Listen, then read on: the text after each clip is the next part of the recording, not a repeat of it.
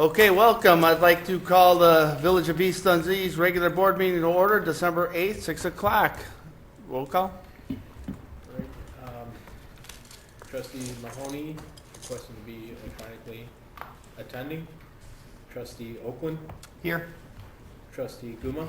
Here. Trustee Sauter. Here. Trustee Saviano. Here. Trustee Kunze. Present. And President Pearson. Here. Let's do the Pledge of Allegiance.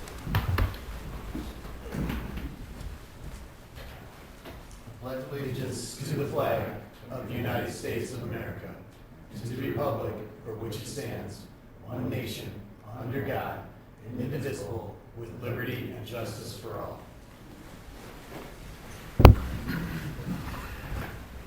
Okay, do we have anything for public comment? I have two. Okay, First person is Carrie Miller of Dundee Dairy Queen. okay, Can we actually have Michael first? sure. You want me to step up here? Yes, If you could please. Please step to the podium and pronounce your name for me, please. Sure, it's Michael Potiris from the Dundee Dairy Queen. And first of all, I am the owner of the Dundee Dairy Queen, and it's been brought to my attention that on today's agenda, we're going to be talking about the downtown revitalization plan of Route 72. It was presented to me a couple of months ago. I don't know how many of you all have had a chance to take a look at that as of yet. I was asked not to talk to anybody on the board about any of this stuff until it was actually brought up at the meeting today, and now it is public knowledge. So now we can begin to talk about it. First of all, I just want to say that this plan was presented to me a couple of months ago. I was told that it was in very early stages, that my input was valid, and that nothing would be forced on the DQ without an agreement from all parties. Side note, Dan from the music shop flagged me down in the parking lot today and wanted to apologize that he could not be here today. He was hoping to make some public comments as well. As you all know, he's a musician, and he got called to New York. He's playing with somebody from Creed, a Christmas concert this weekend, so I don't really know too much about it, but he wanted to apologize and just make it known that he is not on board with this current plan as it's outlined currently too. And like I said, I know it's early stages. But yet here we are with a plan that will not work for the Dundee Dairy Queen, and 2 of 3 parties that are involved in this plan also do not agree with the plan. So I guess I am confused, why this is being rushed to the board without a consensus from everybody who's been talked to previously about this. Let me just share a couple of dates. 1953, the DQ has been serving Dundee for over 70 years. 1990, that's the year that I started at the Dundee Dairy Queen. As a 14-year-old kid riding my bike there from Elgin every day. For 36 years this January, I've stood on that corner, becoming part owner in 2000 and running things on my own for the last almost decade now. I've rarely come to these meetings, only when decisions that directly affect the DQ are being brought up. Unlike others, I have never asked the board for funding or different accommodations for the Dundee Dairy Queen, but I am here now in necessity. My business, my livelihood is being challenged, and I need the village's help. I first heard of the idea to relocate the DQ over 5 years ago, tied to the realigning of River Street. At that time, no traffic study, no analysis, no plan, just a desire to move the Dairy Queen potentially. I left that meeting confused and disappointed, believing it would fall on me alone to fund a new building, which I cannot do. 5 years passed. I didn't hear anything. Then suddenly, I was shown drawings at this meeting without any prior input, without anyone asking what our needs might be. And now, after only a couple of months, we are presenting a plan that does not work. Again, I ask, why is there a rush to do this? Any change of this magnitude takes time, years, not months. This is a family business. My siblings, my mom, my cousins, my nieces, my nephews, and now my own children are starting to work here. Each summer we employ 30 plus young people.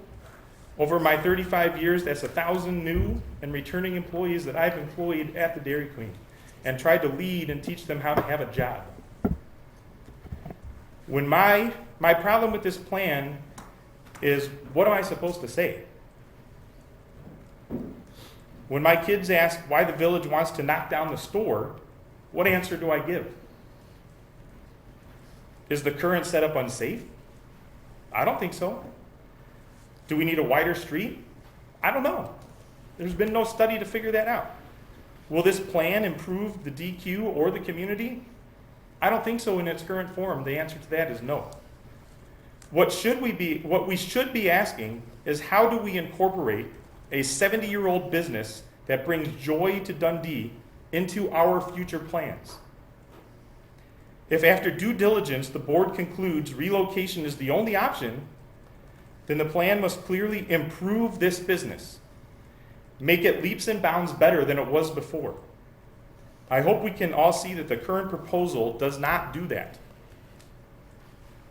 The only way a future plan would even be reviewed by myself or DQ Corporate, which I do have a letter from corporate here today that I'd like to drop off with you, and Carrie will talk more about that, would be as if the Dairy Queen was still a freestanding store.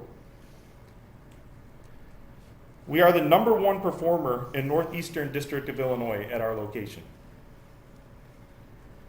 A freestanding Dairy Queen performs considerably better and higher than any Dairy Queen that's in a strip center or a strip mall or anything like that.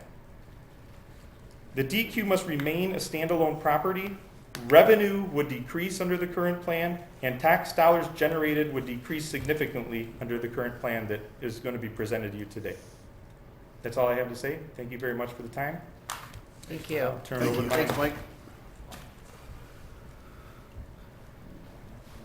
Carrie, did you want to talk?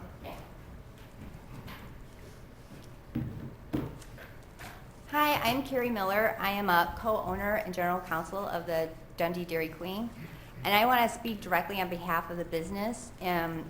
Over 5 years ago, we were told that we are the front porch of the entry of East Dundee. We sit on a prominent corner lot in a standalone building that we own along with the parking lot. That visibility and independence are part of why we've thrived in East Dundee for over 70 years. Now we are being asked to move to a strip mall, but the reality is clear. Mike has stated that as well. Standalone buildings consistently outperform strip mall locations. They create identity, presence, and community connection. A strip mall would diminish the very qualities that make the Dundee Dairy Queen successful and beloved. I also have to ask, how is it fiscally responsible to hire planners and draw up relocation concepts without first talking to the businesses that are most affected? Input from those businesses should be the starting point and not an afterthought. As Mike stated, we have consulted with our local Dairy Queen corporate office, and they provided us with a letter that I can provide to you with addressing some of their concerns. They are also working with International Dairy Queen and in the process of advising their corporate legal team as well. This business is not just, this is not just a building. It is a cornerstone of East Dundee's identity, a place where generations have worked, gathered, and grown.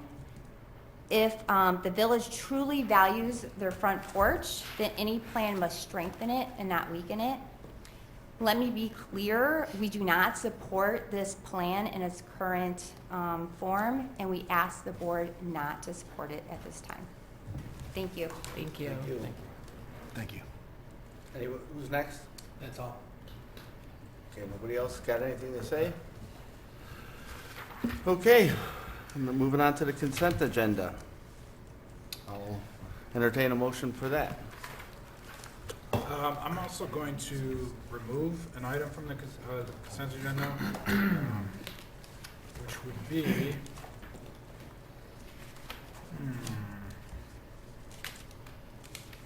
Want to just say A through H? there's so many items. You don't have to read them all. Just trying to find the one I want to take out. Oh, sorry. G. Sorry. G? Okay. I will move to approve the regular village board meeting minutes dated November 17th, 2025. I'll also move to accept the warrants list in the amount of $259,074.60. I'll also move to approve an ordinance amending Title 7, Chapter 71, Traffic Schedules, Schedule 2 of the Village Code regarding one-way streets. Also move to approve an ordinance amending Chapter 71, Schedule I, and section 72.01 of the code regarding speed limits and parking regulations on Water Street between Barrington Avenue and Second Street. I'll move to approve a resolution authorizing the village administrator to execute an engineering services agreement with Alfred Bench and Company for the pedestrian walkway bridge rehabilitation project in an amount not to exceed $69,000. I will move to approve an ordinance amending section 32.03 of the code regarding electronic signatures. I'll move to approve a resolution approving a contract agreement with NIU's Center for Governmental Studies for the creation of a cultural arts master plan in an amount not to exceed $30,300. Second. Any discussion? Okay. Trustee Mahoney? Yes. Trustee Oakland? Yes. Trustee Guma? Yes. Trustee Sauter? Yes. Trustee Saviano? Yes. And Trustee Kuzey? Yes. Okay, moving on to other agenda items. G, right? Oh wait, you're right, we have G left. I'm sorry, let's go back to G on the consent agenda. Yeah, I will move to approve an ordinance amending sections 36.09 entitled Findings, Decision, and Order, and 36.10 entitled Enforcement of Judgments, Debt Due Village, of Chapter 36 entitled Administrative Adjudication, of Title 3 entitled Administration of the Village Code. Second. Okay, discussion? Yeah, I just want to say, I'm not a big fan of using the government like an HOA, where we're trying to make people mow their lawns and make sure that everybody has a pretty house and things like that. I believe in property rights very strongly, and that people should be able to, do with their houses what they please, for the most part, unless you're harming somebody. I think if we're going to do this, instead of, I think that the $5,000 threshold for reporting to the board is fine for, I guess industrial zones and commercial zones, but I think for residential zones, I'd like it to be a $0 threshold. And if you're gonna work on somebody's house, I think we should know about it, personally. Okay. Any other comments? Do you want to amend it then, to read that way? Well, sure, Are there thoughts on but I, between 0 and 5,000? That's what I was gonna ask. well, here's what I guess I worry about is, are we gonna say, okay, you haven't mowed your lawn in 2 months. You have a long mow, we're gonna mow your lawn for you, but instead of being what it would be if you hired a landscaper, $50, it's gonna be $700 because there's gonna be our time and, such and such, that we're gonna add all these fees to it. That's what I worry about, I guess. I think this was just streamlining Sorry? it, is all it was doing. Wouldn't there be a judge in this process who states what that amount is? Yes. It depends on each code violation, but usually it is a range between certain amounts. It wouldn't necessarily be a set amount, and then that judge would have some kind of discretionary authority to put, to limit the amount that is imposed as part of the citation. I'm sorry, I didn't hear what you said. What was that? So generally, it's a range, it's not necessarily a set amount in the code. So the hearing officer would be responsible for setting that amount. It wouldn't be whatever is provided in the code. And then it would also have some kind of authority over whether to impose the citation or not. Does that answer your question, Erica? It would just go in front of the board if it was over $5,000. And I would assume that would be a lot of repeat issues.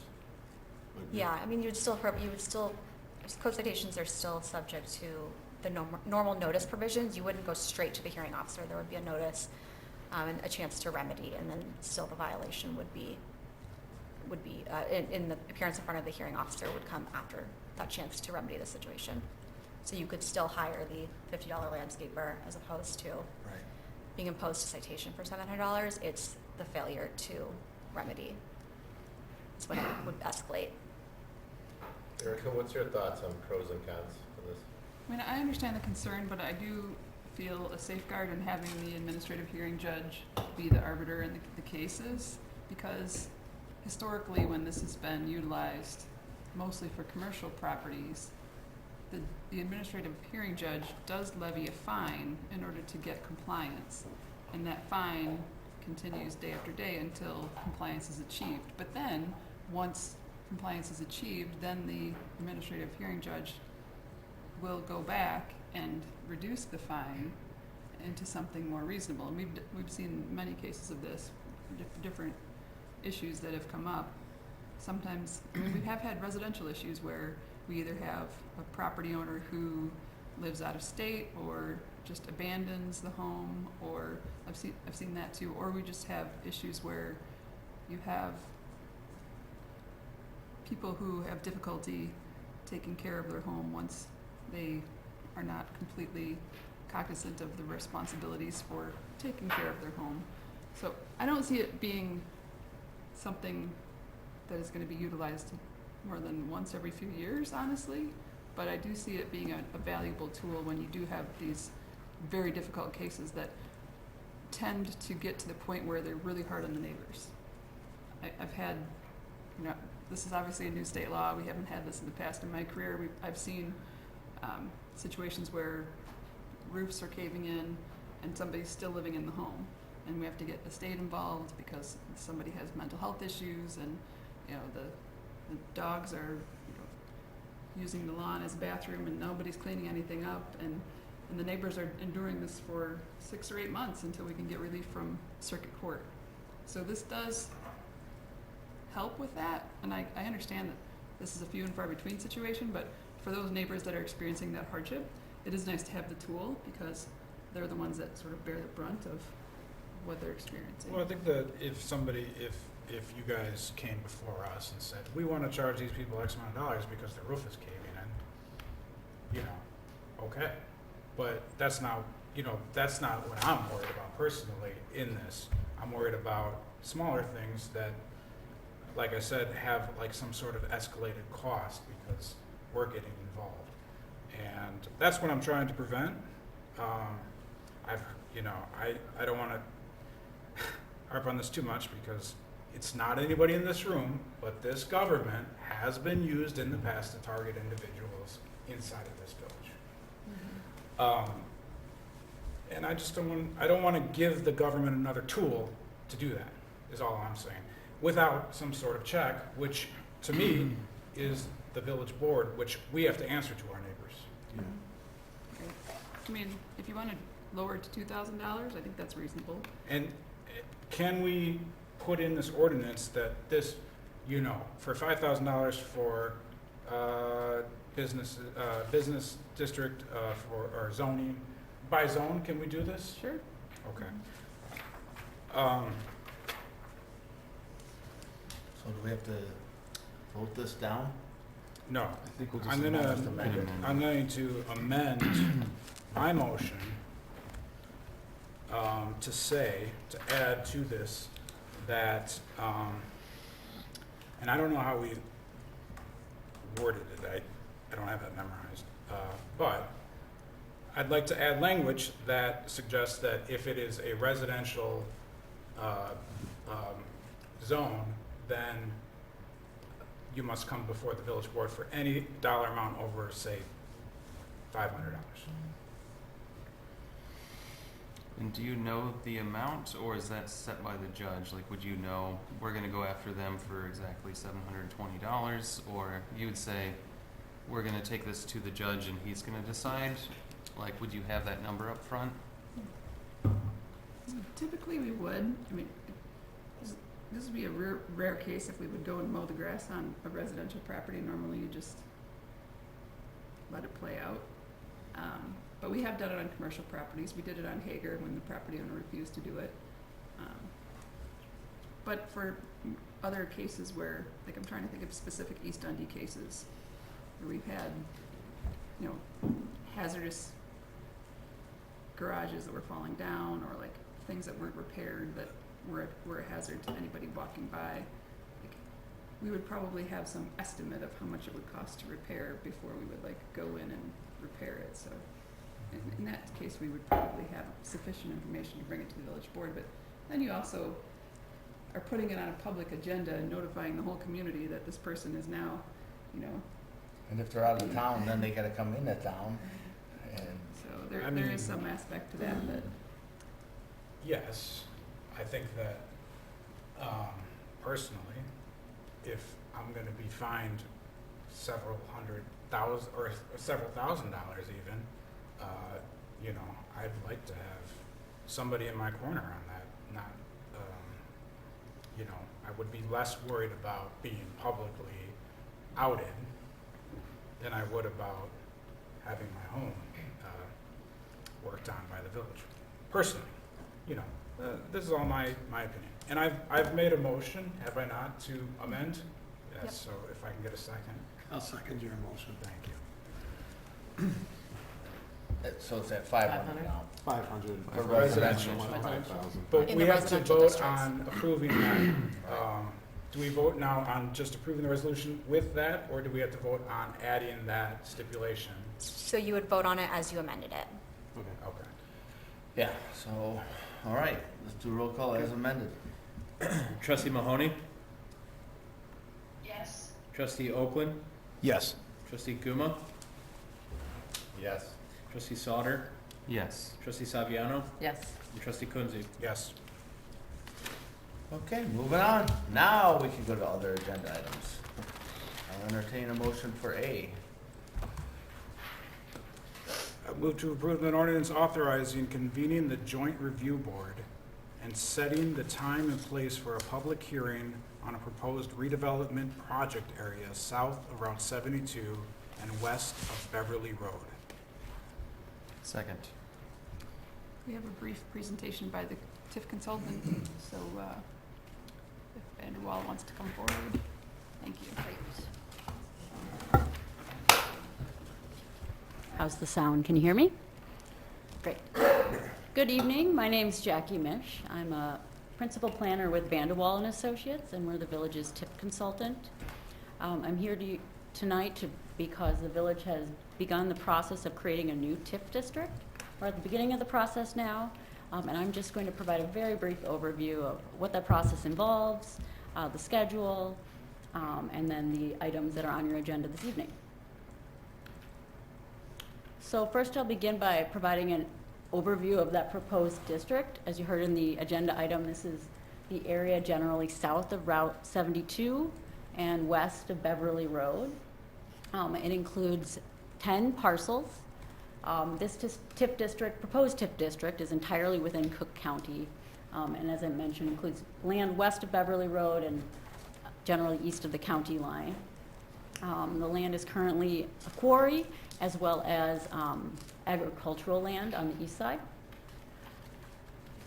The western portion of the proposed TIF district is currently within the village of East Dundee. However, the 6 parcels on the eastern portion of the proposed district are currently in unincorporated Barrington Township.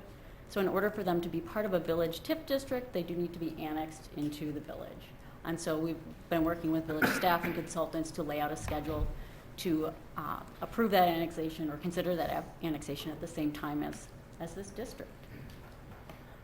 Illinois law lays out carefully what the requirements are for TIF districts and what needs to be included in those plans. So this plan is available on the village's website for public review, and there are 2 main components in the plan.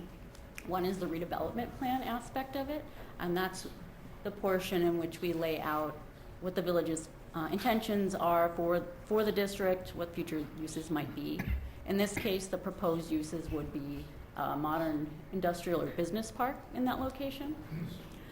In order to ready the site for a potential modern business park or industrial park, there's a number of different costs that are necessary to get that site ready. Site preparation costs, public works costs, stormwater improvements, etc. And so those are detailed in the plan. Second part of the TIF plan includes the eligibility report. State law has specific language about what types of land are eligible to be in a TIF district. In this case, this would be considered a blighted TIF. And we did a detailed review of all of the parcels within the district to determine that, yes, indeed, these parcels are eligible to be included in a blighted TIF. They meet the blight factors that are required by the state law. So that's, again, detailed in the TIF plan. At a future meeting, I'll present to you the plan in greater detail. Can I We ask can a go quick through question? those factors. Yes. Some of this land is reclaimed land as part of the quarry. How would that be considered blighted? Yeah. It's being used. Right. I mean, really. Right, so one of the blighting factors is for former quarry land Really? to be It's built in repurposed. already. That is one of the Okay. purposes. That's a great question. All right. Yep, and it also, we'll talk about this as a future meeting, but there's other criteria that the land meets as well. Just a quick note, we do have to make a finding, and we have done so, that those blight factors are found to be present to a meaningful extent and reasonably distributed throughout all 10 parcels in the proposed district. Yep. Let's see. So just briefly, a note on the process. As I alluded to previously, we're beginning the process of making a TIF district, but that also involves annexation of parcels on the east side of the proposed district, as well as some zoning, so zoning approvals and plat of subdivision approvals as part of that. And so we've, again, prepared a schedule that lays out the proper sequencing of all those steps so that everything happens at the right time. And then when we consider adoption of that TIF district, everything's in place for us to move forward. So rather than going through every detail in this schedule, I did want to highlight some of the key public meetings that are ahead of us. So this is the first meeting regarding the TIF district. Following this meeting, there would be a meeting of the Joint Review Board, or the JRB. And the JRB is a group of all the taxing bodies that would be affected by the proposed TIF district. They would be meeting in early January to recommend approval or disapproval of the TIF plan. Following that meeting, on our schedule, there is a meeting of the Planning Commission to consider those zoning and subdivision variances that may be needed. And then in February, we're looking at a village board public hearing. So this is the big meeting where a lot of action takes place. That meeting would include a public hearing on the proposed TIF plan. It would also include a public hearing on the proposed annexation, as well as action on the annexation ordinance, zoning, and the plat of subdivision. Following that meeting, at a subsequent village board meeting, the board would consider adoption of an ordinance to formally approve the TIF district. And then at that point, the TIF would officially be created and be officially ready to be used by the village for economic development. So just briefly, in terms of tonight's agenda, these are 2 steps that are needed to kick off the process.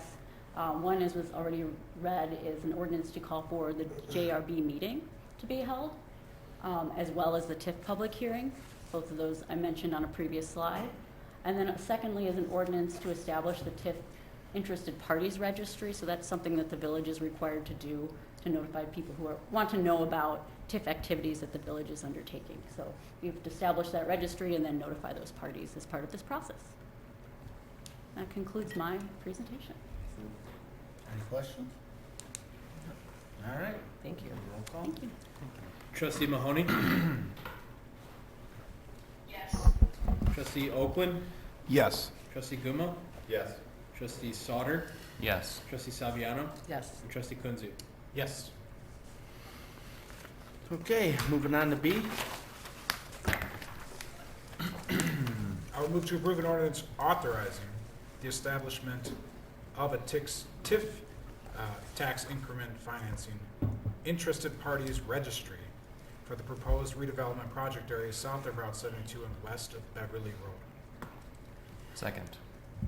Okay, any more discussion? Roll call. Trustee Mahoney? Yes. Trustee Oakland? Yes. Trustee Guma? Yes. Trustee Sauter?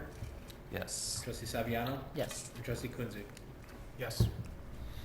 And then we have a presentation and discussion regarding the Route 72 corridor study from the Hitchcock Group, design group. Yes, good evening. I'll get right to it. Tim King is a principal landscape architect with Hitchcock Design Group, who's here this evening to talk through some of the concepts that he and his team have worked on and worked with staff to come up with. And so without further ado, I'll invite Tim to come up and take it away. Do we Great. need, Just one thanks, second, Phil. Tim, if Yeah. I could just take a minute. So, first of all, I appreciate that the representatives from Dairy Queen came tonight and shared their feelings on the process and the project.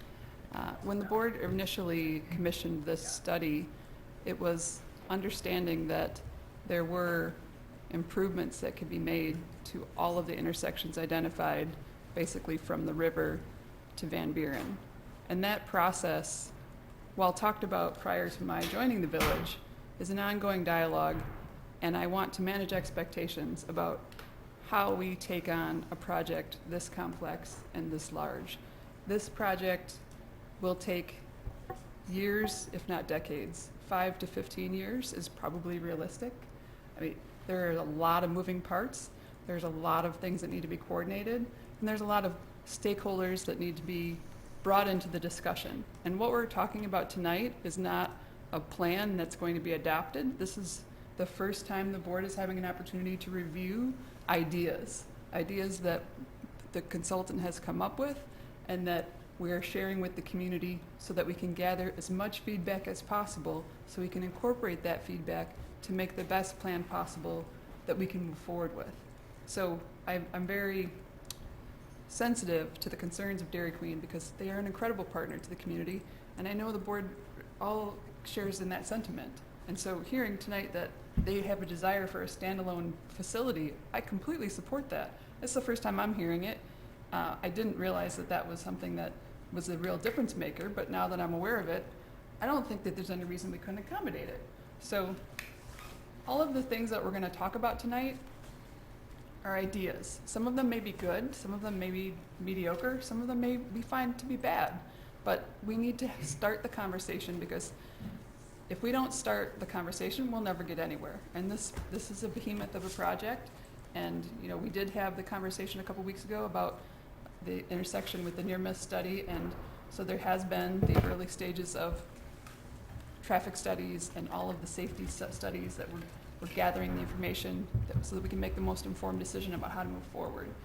I think that there's a lot of ways to move forward, and this board ultimately is going to be making those decisions on how to move forward, but we're trying to prepare the most comprehensive amount of information to present to you that we can. But there's no rush. Nothing is going to happen tomorrow. Nothing's going to happen next week. I mean, if we're lucky, something will happen, like I said, within the next 5 to 15 years. So I just wanted to help alleviate any concerns. I want to make sure everybody's voices get heard and that everybody's feedback is incorporated into the process. So thank you. Take it away. Great.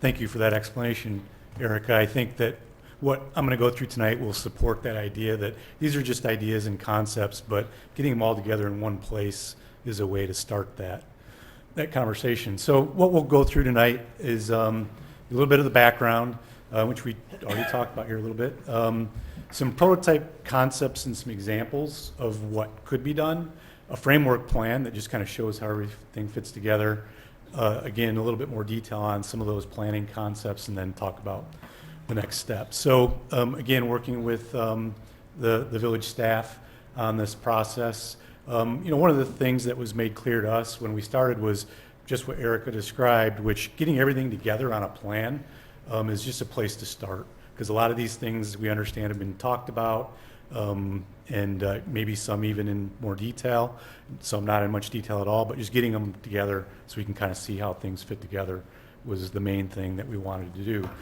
And as we were doing that, one of the things that was brought to our attention is that one of the main things here is to improve the function, safety, the pedestrian environment, cyclist environment in the downtown. But in combination with that, the whole idea that we say increase the economic vitality of the downtown, but maintain as well. So maintain and improve that economic vitality as we're thinking about ways things could be done. So the proposed improvements that are kind of involved here, so the private redevelopment that is already in progress in certain properties, what's happening there, just the overall land use and development. So those are the concepts that we'll just talk about a little bit here. Vehicular and bicycle circulation, the pedestrian environment, and amenities, and then infrastructure and utilities. So as we talk about some of these things and the fact that some of this might just take a number of years to happen, how can that be maybe combined with other infrastructure plans and ideas, so certain things can maybe be done in conjunction with each other. So you're aware of some of these things that are already happening, but again, just to show some of the things that are already in progress, the Hager property, the lumberyard site, and the depot area. So all that, and how does that fit together within the bigger picture? So we're aware of that. And then, just as we've talked about this a little bit, just it sometimes helps to just look at some examples of what type of things we're talking about. So these are just some examples of some other places.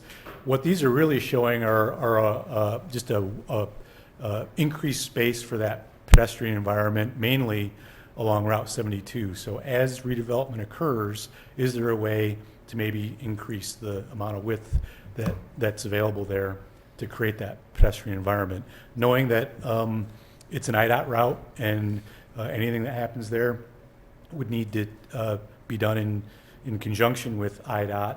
We're realistically not going to be taking away a lot of travel lanes, but that means as development could occur, are there ways that some of these things can be accomplished? And then again, we're not getting into development of how the specific properties would look architecturally necessarily at this point, but just showing some examples of the ideas that these would be buildings that would fit within the character of the downtown. One of the things that we were asked to look at was just thinking about the feasibility of doing a grade separated crossing at Route 72 for the bike route through there. I won't go into this in great detail, but we can talk about it more if people have questions. But the reality is that in order to get that grade separation and still maintain the ADA access, you have to have some pretty long sloping ramps. You may have seen this in some of the grade separation on some other bike paths in the county. But the reality is in order to do that, it would really cut off the access to the properties directly adjacent to that area. So as much as it would be kind of a nice thing in this tight of an environment, it would create some real access problems to the adjacent properties. So we just don't think that that's really a feasible option to do that. So just wanted to point that out, that we did think about it and study it. This graphic really just shows, the top one is the existing Route 72 cross section, so you can see the travel lanes and the turn lanes. The bottom one has similar travel lanes. There are a couple locations where there is maybe a possibility to do a planted median for certain areas where it's not impeding traffic flow. The idea isn't to change the traffic flow, but there are some striped off areas that in other similar situations, a planted median can maybe occur, just to help beautify things, break up that expansive pavement. But then also what this shows is, again, in certain situations, if there's an opportunity for a redevelopment to occur that works for everyone involved, can things be set back enough where there could be a wider sidewalk and even potentially an area for outdoor dining in the front area that would expand that even further. So again, ideas of how to create a better environment here that would need to be studied in greater detail on an individual property by property basis. Other things which you're already doing in other areas of the downtown, but the thought is how do we bring this to maybe Route 72 and other areas within this study area is, improve the corners at the sidewalks and intersections, improve crosswalks, use materials that are similar to other areas within the downtown. The one in the lower right corner there is a tabletop crossing, which can be done where the bike path crosses roadways. Again, an idea of how to improve safety, make that so the cyclists and the pedestrians maybe have a little bit more prominence where there's a lot of vehicular traffic that crosses So an idea of how that could be You done. would be able to do that on a state highway? No, that wouldn't be necessarily on Route 72, but it would be on the side streets that, where the bike path goes up to that area. Yeah, on Route 72, that's probably not a realistic option to do that on that street, maybe on the lower speed roadways. More examples of just materials and products and the idea of, can there be curbed planters for trees? And one of the things that we've experienced in other areas is making sure that we do things just to support the life of the plant material and those sorts of things. So, protect it from salts and other things like that. So just different ideas of how that could be done. Also, the idea of signage and wayfinding, and we know the village is already has concepts that lower row there are things that are already been planned, and so how do those fit in with the overall study area? And on the top there are some examples of how people have branded, bikeways. So, the trail goes through the downtown, but as it comes into the town, could it be just a heightened level of branding for that bikeway through the downtown? It goes right through the center of the community, which is a great thing. And so it kind of goes both ways. So people know they're in West Dundee. They can go to the shops, go to the restaurants, things like that. And at the same time, that bikeway kind of has that dual branding of that it goes beyond the community as well. Now, could that historic downtown sign go over the top of 72? Probably not across 72, but the thought is that it could go across River Street, like right at the side, and we can show where that might go here too. Yep. So this is maybe a good point to say that on IDOT routes there are things that can be done as long as you meet all their criteria, and for things like that, like a gateway over the street, it's not that it hasn't been done before, but you have to meet all their criteria, which can be a little bit of a challenge to do. A lot of times, it becomes a situation where an easier path to get things done like that would be to do it on your own property or do it, on side streets. Doesn't mean it couldn't be done at all, but it's just a longer, more drawn-out process to do so.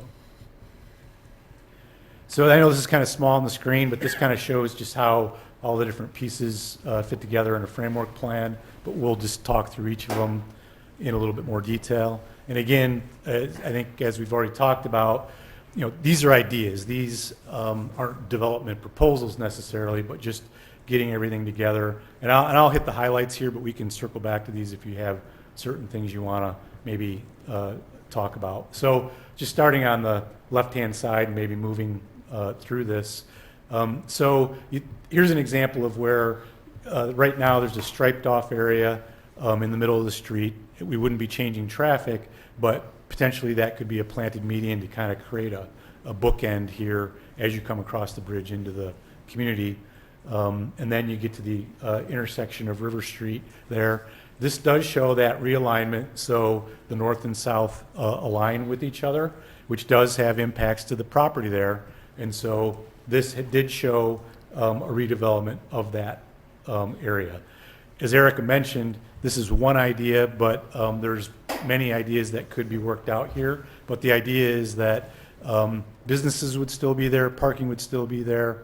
If there's a way that it could be set off of the street a little bit further to create that widened pedestrian environment, that would be ideal. When we watched that study before, we had cars going the wrong way. They were going north on South River Street. And then you had the pedestrian and bicyclists kind of crossing over. I'm wondering if we do go to South River Street, make that a two-way, and we don't change the curve, the swing over by Dairy Queen, won't that kind of eliminate the people going the wrong way? That's one. And then if we put the bike path still on the west side, like we're still talking, can't we do that instead of moving the intersection over? So that's something that could be studied in further detail. So again, I think that the thought, and, you know, Eric and Phil, you guys can chime in here too as well. When we went through this, the discussion was, let's come up with some ideas. Let's figure out what maybe how the pieces work together.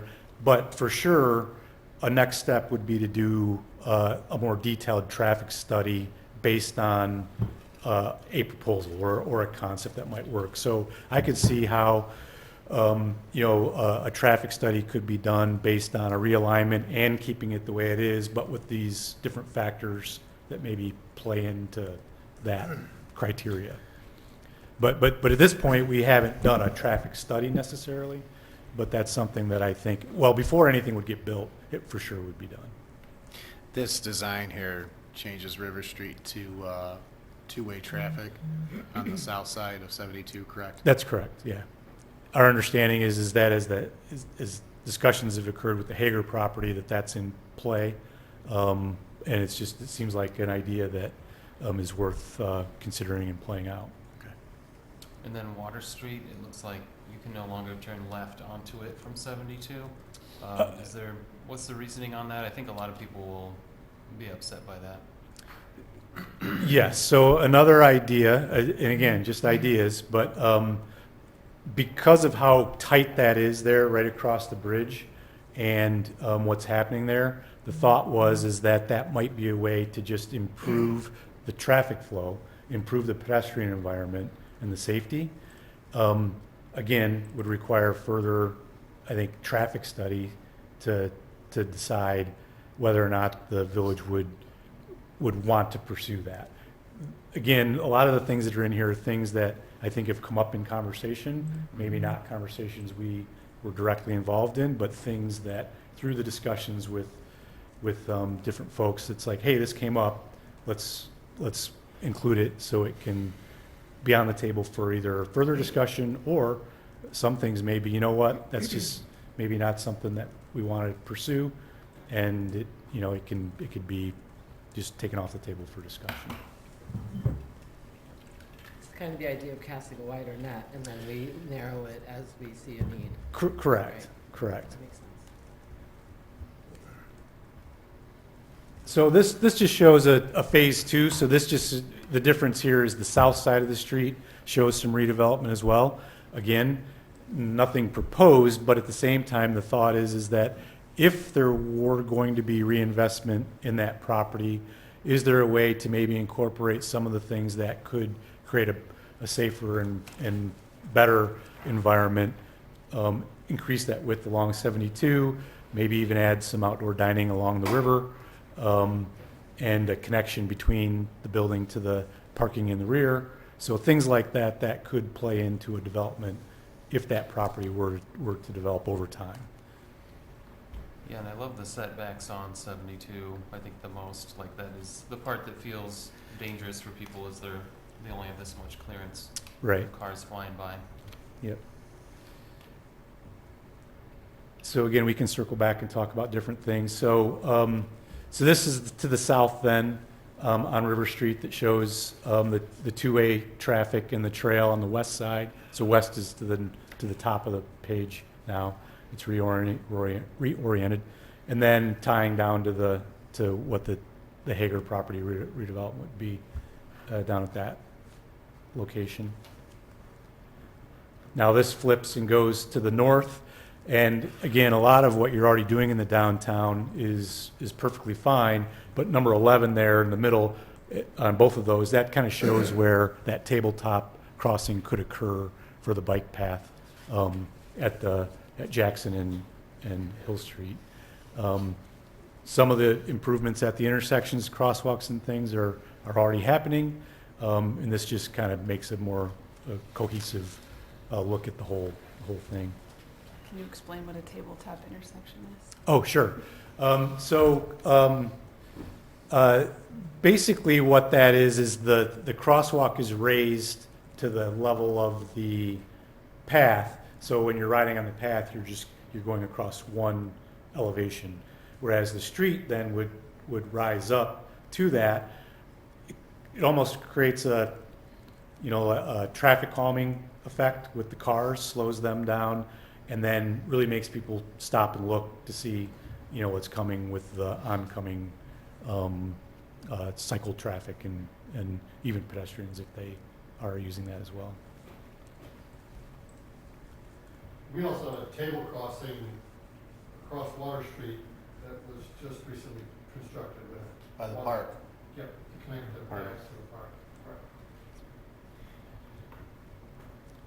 Then heading up Route 72 to the east. So this just shows at Van Buren the village-owned property at the corner. The village could make this into a gathering space, a plaza type space, and an architectural element at that corner that would be a visual prominent thing. We also looked at what if the property next door were incorporated into that. Similar thing, no proposal at this time, but is there a play where this could be developed into something more? So the idea here is that the buildings would be out closer to the street to create that downtown sort of feel, but still set back to create that pedestrian environment here. So an idea how that could work. And then even taking it one step further, taking it to the property even further to the east, if that ever redevelops, which is, has the Hager sign now, and how that could continue that development there. What these show are parking related to that type of development, and some of the other components that could play into that. But again, a specific development would be part of how those would play out architecturally and with the site plans.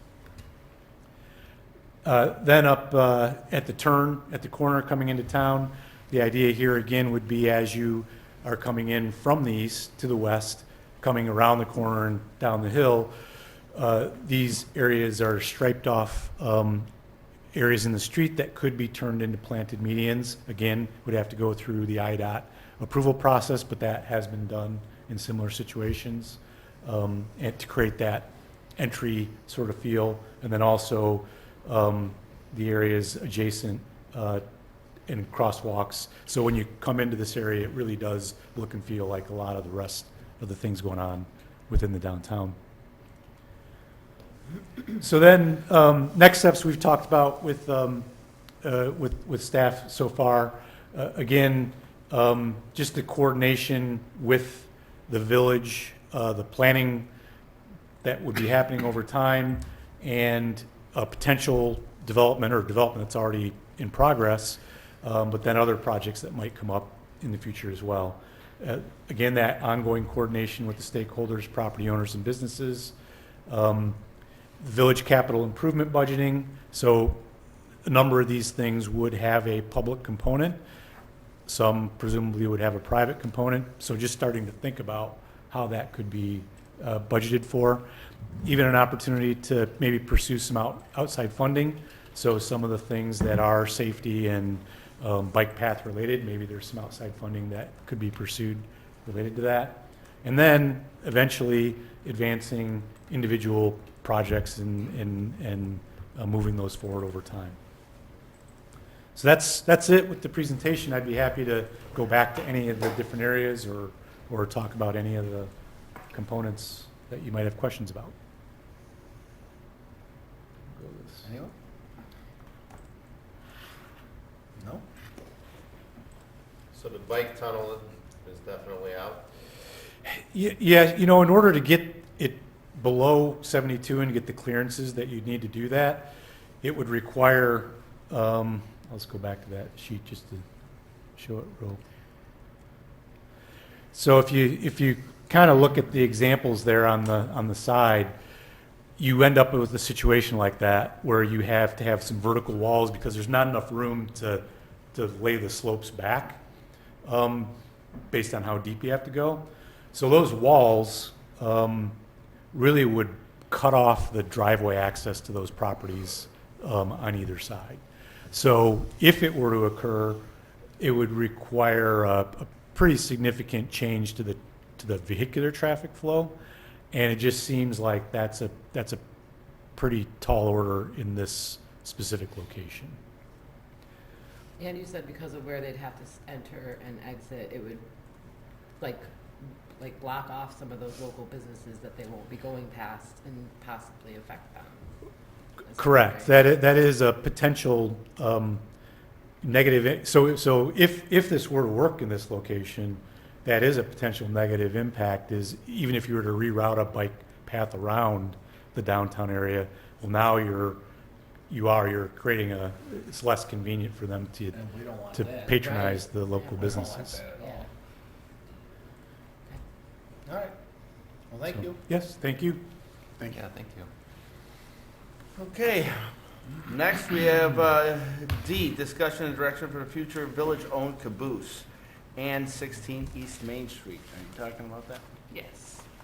So this is part of the overall project of evaluating the downtown via this corridor study, but we've discussed several times through the discussion of the ongoing lumberyard redevelopment that the caboose would need to be either removed or relocated to accommodate converting Meyer Street to a public street and all of the requirements that come with that. So there's a memo in the packet about sort of options to go forward with. I have been in contact with Dukes, the owner of the restaurant that's located there now, and I invited him to come. I thought he was going to make it. I don't see him though. He called me, he's feeding the fire victims, so that's okay. why he couldn't make it. Okay, thank you for that. Yeah. But anyways, long story short, Dukes has a desire to open a brick and mortar and to do a different concept. And so he's very interested in potentially leasing the vans, former vans from the village. So that would be a good opportunity for him to test out a brick and mortar option while he continues to look for a permanent space in the downtown that could accommodate indoor seating and a liquor license.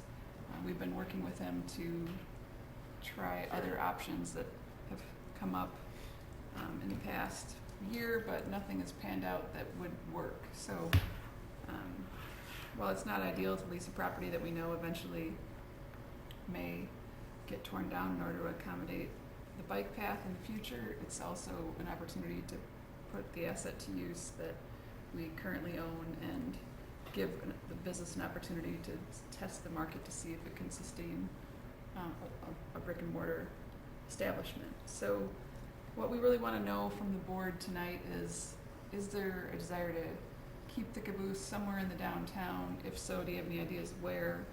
If there isn't a desire to keep the caboose in the downtown, then we would look at options for either repurposing it other places. I did reach out to the Railroad Museum in Union because it had been told to me that there was interest, that they wanted it. They're short-staffed right now. They did get back to me and said they were looking into it, but didn't have an answer in time for our meeting, so we'll just keep that dialogue going. But anyways, I'll turn it over to the board and see if you're... Trustee Mahoney, you have any thoughts? Why, thank you. Yeah, you know I do. This kind of wraps into a bigger part of the conversation of, definitely all of our plans downtown. And so I really feel like the caboose has been kind of an icon within the village that lends to the charm and the character and the history of the village and the downtown area. I understand the potential or desire or need to have to move it. I would like to see it somewhere along the bike path, and we have, whether it's on the north side of the depot, whether it is something either kind of if vans goes away, if it's in that area, because there's going to be, even based on this kind of new drawing, there might be a spot or a pad to put that. Is it down near Hager? I'd like it closer to the downtown area, of course, but we're going to be extending and potentially extending the whole downtown district. So while we are getting all these great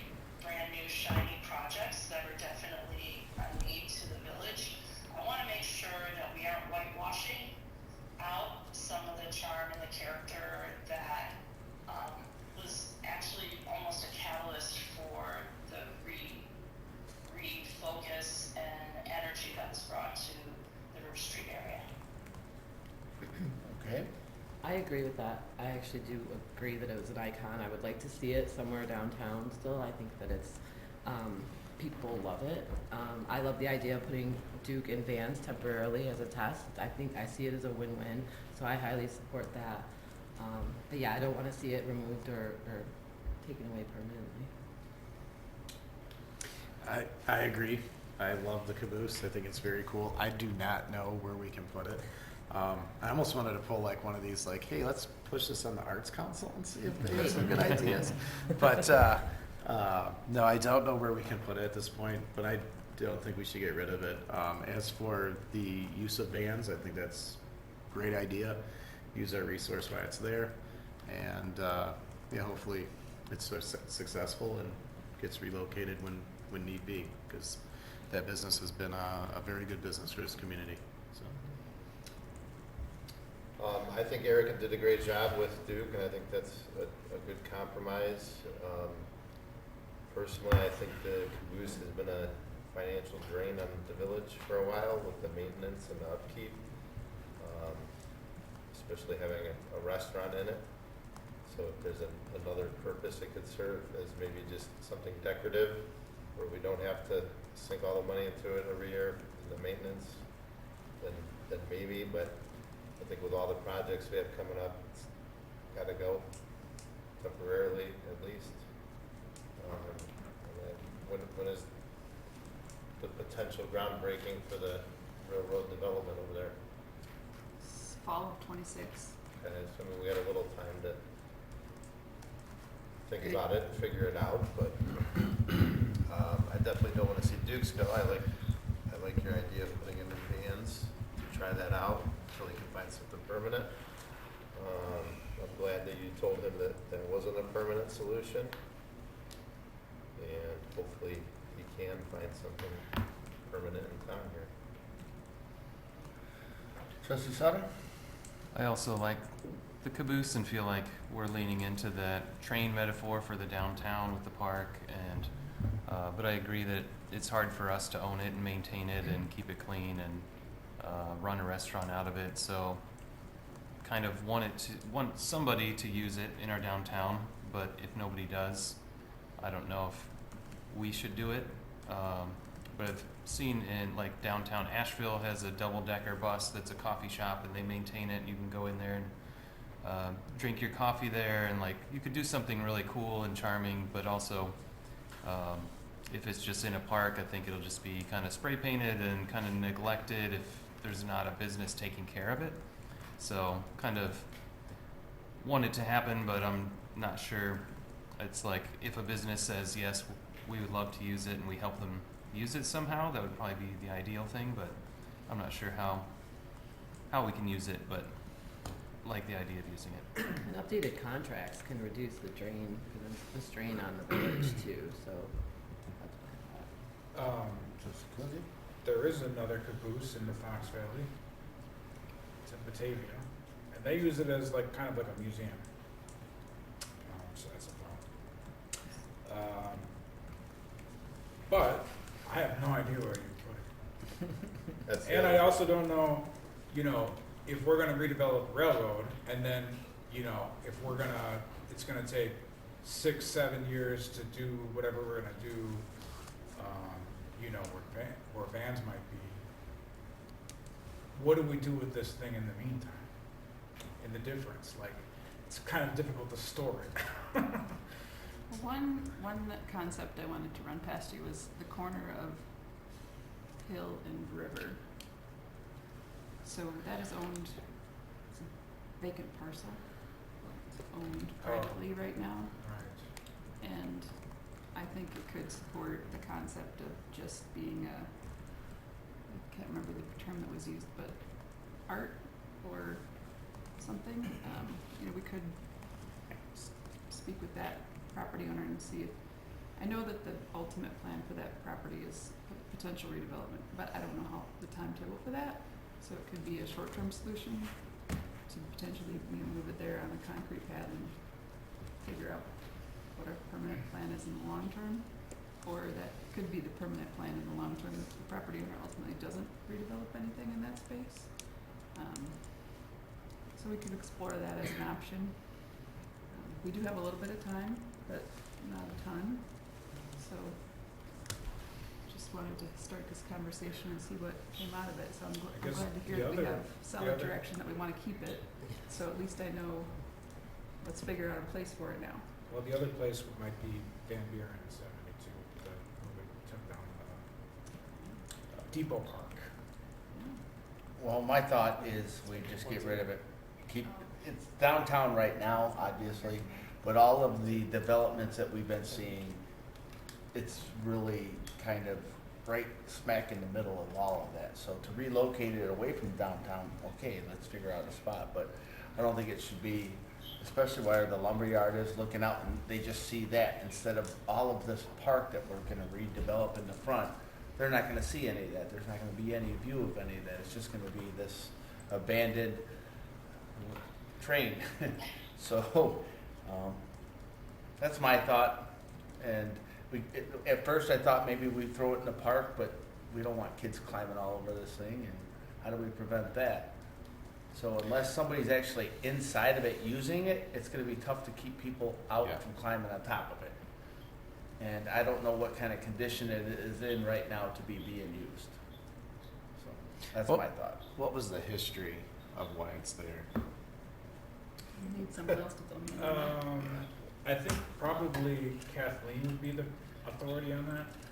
How long has it been there?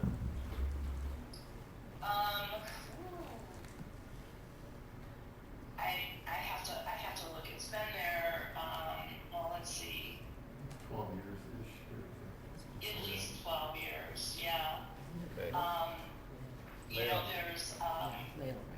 also to be considered, you know, Duke has offered to buy it, to house, a deli concept, not necessarily a smoking concept in it. So I think he would also be open to running other types of concepts if a deli wasn't something that the village necessarily wanted to do. I also think we can reopen, I don't know when his current contract ends, but as far as having different abilities to improve the existing caboose so that it complements the village and everything that's going on in it. Right now, all the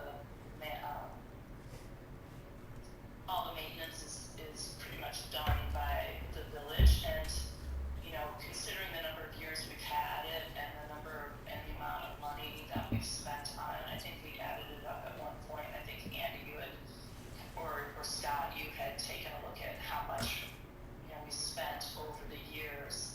It's really a very minor amount when you amortize it over the number of years that it's been in the village. So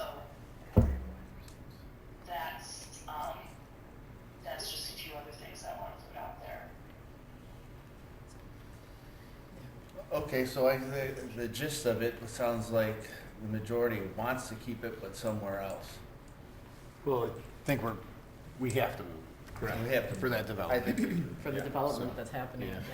yeah. I keep looking at this property at, you brought up 72 and Van Buren on that open corner. Just spitballing, but it'd be a really cool coffee spot right there to like kind of drive through. But I don't run coffee spots, so I can't put my business expertise into that one. But, might be a place to think about, maybe put but it would still a highlight sign, it. a village sign or something on it, but I don't know how it's gonna interfere with the traffic going by, being able to see past it, but there wasn't a house there, so. Yeah. All right. Yeah. Do we have enough to move forward? Yeah, we'll start working on a lease agreement for vans and bring that back as soon as possible, and then we'll continue to explore our sites for permanent location. Okay, Moving on to E, discussion and direction regarding proposed amendments to chapter 152 regarding floodplain regulation updates. Phil? Yes, good evening. This is more of a housekeeping item that pertains to revisions to FEMA's flood insurance rate maps for Cook County. As indicated in FEMA's letter, East Dundee is unaffected by these revisions, but we are required to update our code to reflect the map revisions by January 23rd of 2026. And that's a pretty firm deadline that FEMA and the IDNR have established for us and for those other communities that are affected by this. Therefore, we are proposing amendments to Chapter 152 of our village code, the floodplain regulations chapter, which will reference the revised flood maps with the effective date of January 23rd, 2026. The IDNR and FEMA have provided us with a draft ordinance that both Joe Hines and the IDNR have reviewed and revised. In lieu of revisions to the existing code, we're recommending replacing the entire chapter with the revised draft ordinance that was provided to us, again, by the DNR and FEMA. It does contain some changes, but substantially similar to our existing code. And if there's a consensus to proceed with these proposed amendments, we will certainly bring back for approval in January, on January 12th, ahead of the January 23rd deadline. If you have any questions, I do. Joe Bill, and or I can okay. answer. I live in the floodplain. I think we have other board members that live in the floodplain, so we obviously have a personal stake here. I've looked through these revisions back in, it was what, 6 months ago that we had someone in here from FEMA do like a town hall meeting. I wasn't able to attend, but I watched it, and it brought me into like kind of really researching it. There's some pretty strange new ordinances here that I'm a little worried about when it comes to substantial damage and substantial improvements, and then combining the two over 10 years. I don't want to see something used where someone fixes up their home and then has a small event happen to it and then hits the point where they hit 50% of their value and their home has to be removed or brought up to flood code. I lived in a community, it was Gurney. They changed the Des Moines River and the town would flood 5 feet deep. So I understand that sometimes you just have to take a building down. Our town is not that town. So a lot of these codes I feel are written for that situation where you're seeing substantial damage. And I think we're more of a minor damage type community. Is there somebody from FEMA that we could bring in here to do like a Q&A in front of the camera so that the village residents can kind of see us ask some questions? Because the way I'm reading it is I'm pretty worried about how it's written. So another thing I was worried about too is that it puts our village inspector in charge of determining if something is substantially damaged from values. I don't know if I want our village inspector to be an estimator when it comes to someone's house being torn down or having to be brought up to sufficient levels to pass flood regulations. My understanding is it uses the values from our taxes, which are completely wrong. I don't know if anybody's seen their assessments in Kane County. They're properly used for taxing, but they're really not proper when it comes to the values of our homes. So there's like a lot of questions I have that I feel like are just. Now, I don't want to say no to something and then have someone's insurance go up and be a lone wolf in that argument. But I do feel like there's a lot of open questions that they need to come answer, and the kind of like take it or leave it or we'll kick you out of the plan worries me too. Like, I think it should be sold as an improvement for our community. I know we have parts of our downtown that are in the floodplain. We have a lot of areas in the floodplain. So I feel like it hits our town harder than probably most of our neighboring towns. So I don't know if you could arrange that. I know they have this hardline 23rd date, but I went and checked my flood insurance and I don't get the village discount right now. So I don't feel we're even in it yet. So I could be wrong with that, but it's not deducted out of mine. So I feel like we need to make the right decision here for the community, but there's too many open questions. So this is my take on it. We could certainly invite someone from FEMA to do a little Q&A presentation. Thank you. Absolutely. Trustee Kuma, you have anything? When they do that, can you provide a map of what the floodplain? Yes. Okay. So the changes that are being contemplated here are really confined to within Cook County. But we can certainly have someone speak to floodplain zones, flood zones here in East Dundee. If we're required to do it for a Cook County, why aren't we required to do it for King County then? Well, in this instance, the flood insurance rate maps in Cook County have been revised. Okay. And so because a small portion of East Dundee extends into Cook County, we're subject to complying with their regulations. Just this in the doesn't- Cook County portion or the village as a whole? Village as a whole. Yeah. King County updated their maps in 2019, so they're already reflected. Yeah, And there's a that was- handful of communities that extend, that are dual county communities that are subject to this as well. I believe Elgin is. Yeah, and I was at the FEMA presentation that was here. It does seem like there's a lot of dire things for people who live in the floodplain, which I do also. But it would be helpful for our residents if we mapped out, here's all the things that are going to change, because I think they should be warned of some of them. And then here's the benefit we get of disaster recovery money is, I think, the benefit, but kind of phasing people out of living in the floodplain is what we're agreeing to almost, because it does seem like they put a lifetime repair value that you can't go above, so once you hit that, you can't repair anymore. So that does, seems like it's aimed at moving people out of the floodplain over time. But I'd rather us make sure that's very clear to the residents so they understand what's happening and what the trade-off is. And is it a decision where we could choose not to, or that puts us at way too much risk, so we would have to? How many homes are in the floodplain? 100? Did the removal of the dams change that floodplain? No. To my knowledge, no, because that occurred last year, and so we haven't had any flood map revision since. Since the we're dam all came down. south of that dam, it wouldn't have had any effect, is how it was explained, so. Okay. Any other discussion? No one? All right. Thanks. Going to F.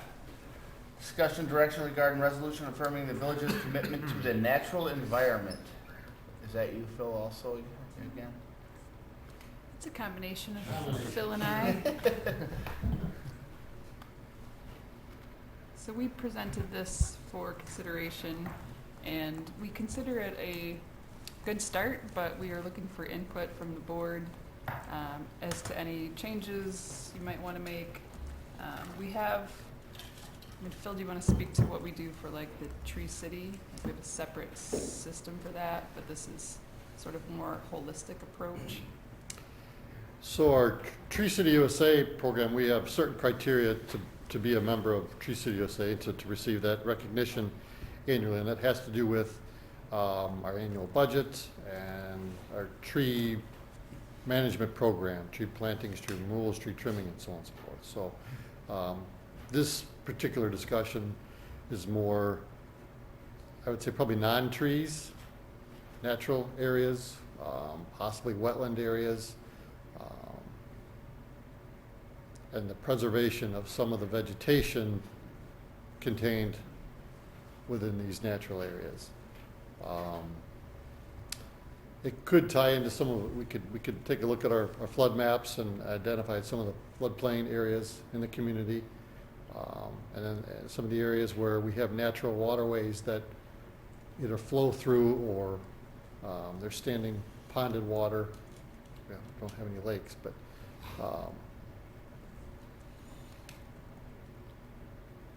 And another aspect of it is the greater focus on the native plants and what work is being done to put a native plant garden at Village Hall, and how we hope to use that as an example to encourage other folks in the community to consider that for their own properties. So that was sort of an inspiration to it as well.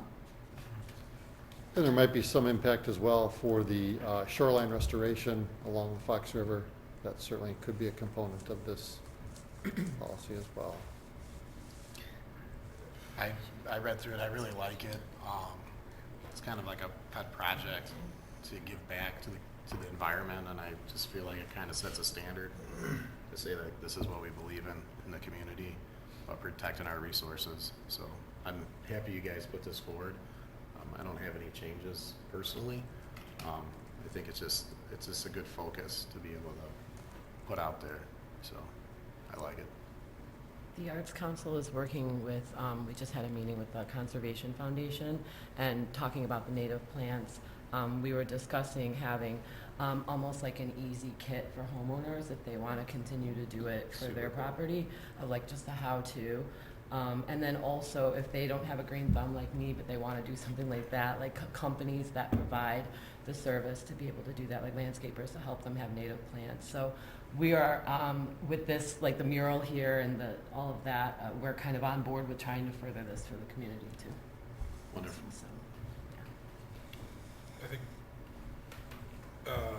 this resolution is just that, a resolution. It's not an ordinance. It's not something that's forcing anybody to do anything, really. Right. Guidelines, essentially. All right. Trustee Mahoney, do you have anything on that? Yeah, thanks for asking. Sorry about the feedback.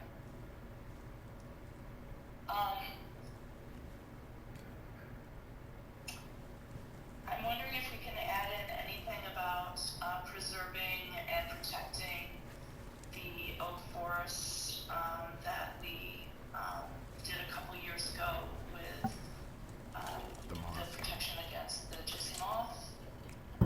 Also, I love the idea of putting together the kits for residents.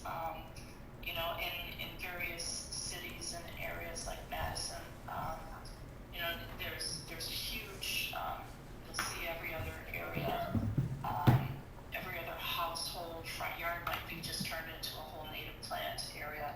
We need to take a look at, you know, if that is something that moves forward. We need to take a look at some of our codes regarding lawn height and that kind of thing, to be able to include that into it. But I love where this is going. Okay. All right, nothing else? Okay, thank you. Let's move forward with G, discussion direction regarding proposal to provide snow removal for downtown businesses. This was something I asked for.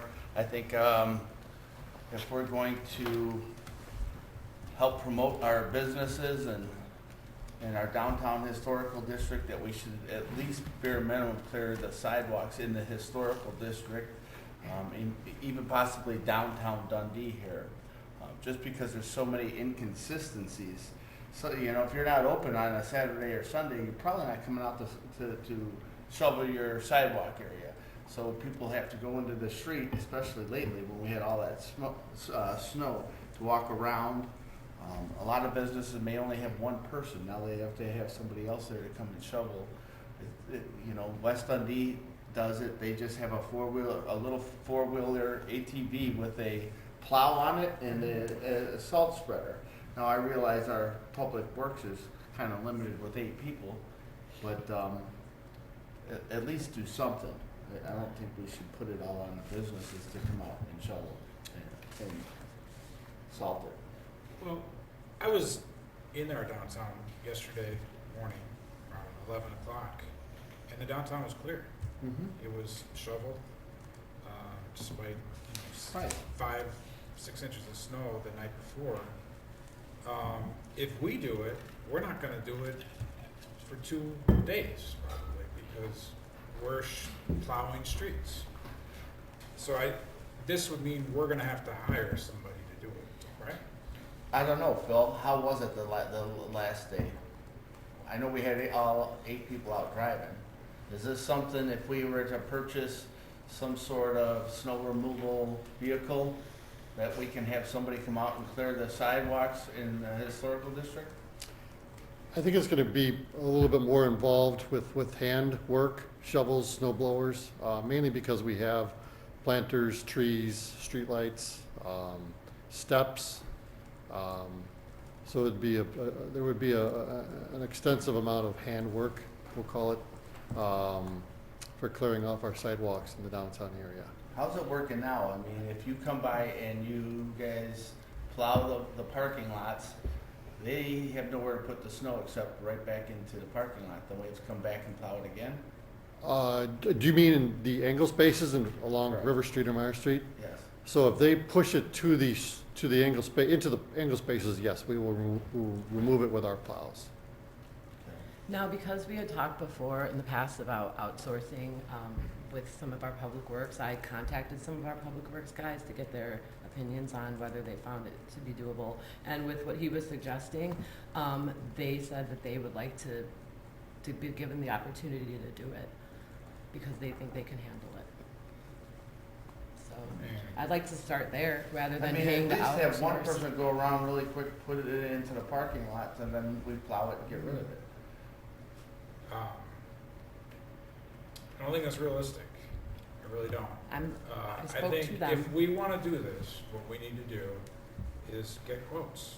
What's it gonna cost to do this consistently? That's the question. That's the question. To me, what is it gonna cost? Because I don't, Phil, what do you think? Do you feel like you can commit to doing this? Again, yesterday morning, 11 a.m., it was done. There was a section in front of the big medical building that wasn't done because nobody's there, but all the bars, all the restaurants were done, 11 a.m. Would Did you have had that done by then, do you think? Well, there's a lot to consider. I think we need a lot of planning and coordination, frequency. You know, we do have a staff of 6, so there's 6 in the bargaining unit. Greg and myself make us 7, 8. And then we're obviously looking to fill the position here real soon. So we have currently a 6-person team. Over the past 2 weeks, I shared in our staff meeting this morning that this particular crew worked over 320 hours of overtime over the last 2 weeks. So essentially, each of the 6 members of the department worked 3 hours in a 2-week period of time. Less than a 2-week period of time, because we've gotten, I think, close to a little over 16 inches of snow. And you throw in 2 special events, of course, and all the work associated with that. There's removing snow from our sidewalks downtown there's an extensive amount of work. And I think a lot would have to be discussed and decided. What are the limits of the downtown? Are we going all the way to the front door of each business, or are we going a certain distance off the back of curb, for example? What is the expectation of the business owners? Do they want it cleared within, by the time this, within 2 hours after the snow stops falling, for example? Our priority are our village roads. IDOT handles, of course, 25, 72, and 68, but our number one priority is to make sure that all of our local roads are free of snow and ice, so that our vehicles and emergency vehicles and garbage trucks and delivery trucks and so on can get where they need to go. Certainly, again, it's about what the expectations are. If the expectation is that these businesses have free access to their front door, snow and ice free within several hours after the snow stops falling, that's very unrealistic with our staffing level currently the way we are. We just could not dedicate the resources. For example, that first weekend following Thanksgiving, and it's interesting, we've had a couple of substantial snow events since Thanksgiving, but that Thanksgiving weekend, our crews started at the earliest 5:30 Saturday morning, and the last person clocked out at 5 o'clock Sunday evening. So we had crews in for close to 30 some hours, and trying to ensure that they're arrested during the course of that 30 some hour window, and to ask them at the conclusion of that event, and they've had rest periods during, but to tackle an entire downtown would be a significant Yeah. So how do we Operation. build a bike path then? So the bike path, we purchased we used to use a pickup truck, but the bike path really wasn't constructed to handle vehicles. So what we've done is we purchased a kind of a Toro mower that has a plow attachment to it. So we are now plowing it with essentially a riding mower, or a stand-behind mower, with a plow on the front of it. But we don't do all the bike path, right? Just No. sections. Just between Barrington and 72. Is this something we can have them just quickly ride around, do a circle in the historical district, just to try to alleviate some of the pain? But you don't do the bike path after the snow event. You do it, what, usually a day after, 2 days after?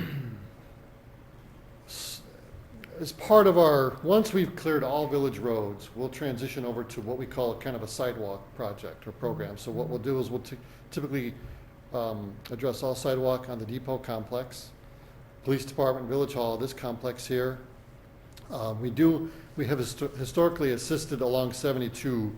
When IDOT plows snow along 72, they push a lot of that heavy, wet, sloshy snow that the business owners it's difficult for us to remove, and even more difficult for some of those businesses along 72. So we've typically handled that. We'll handle our half of the pedestrian bridge.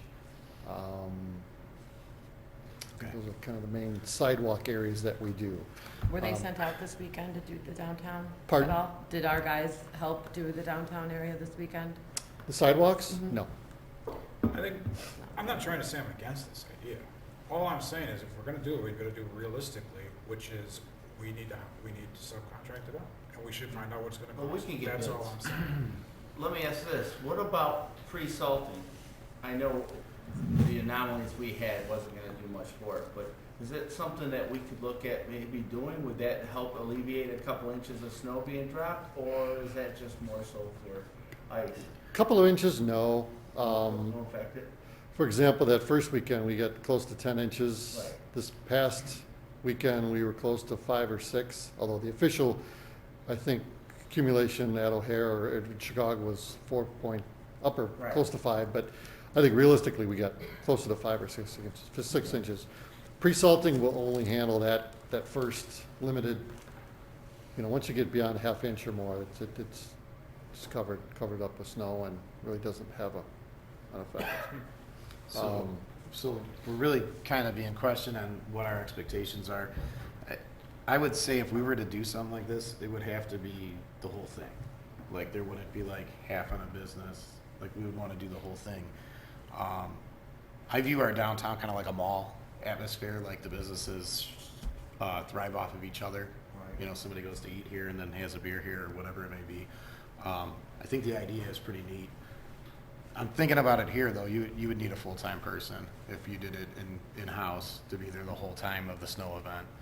It's probably the only realistic way that you would just kind of rotate to keep up on it. So if we did this, I would want to see it done in-house, so we weren't waiting on a business that was doing 16 apartment complexes before they got here too.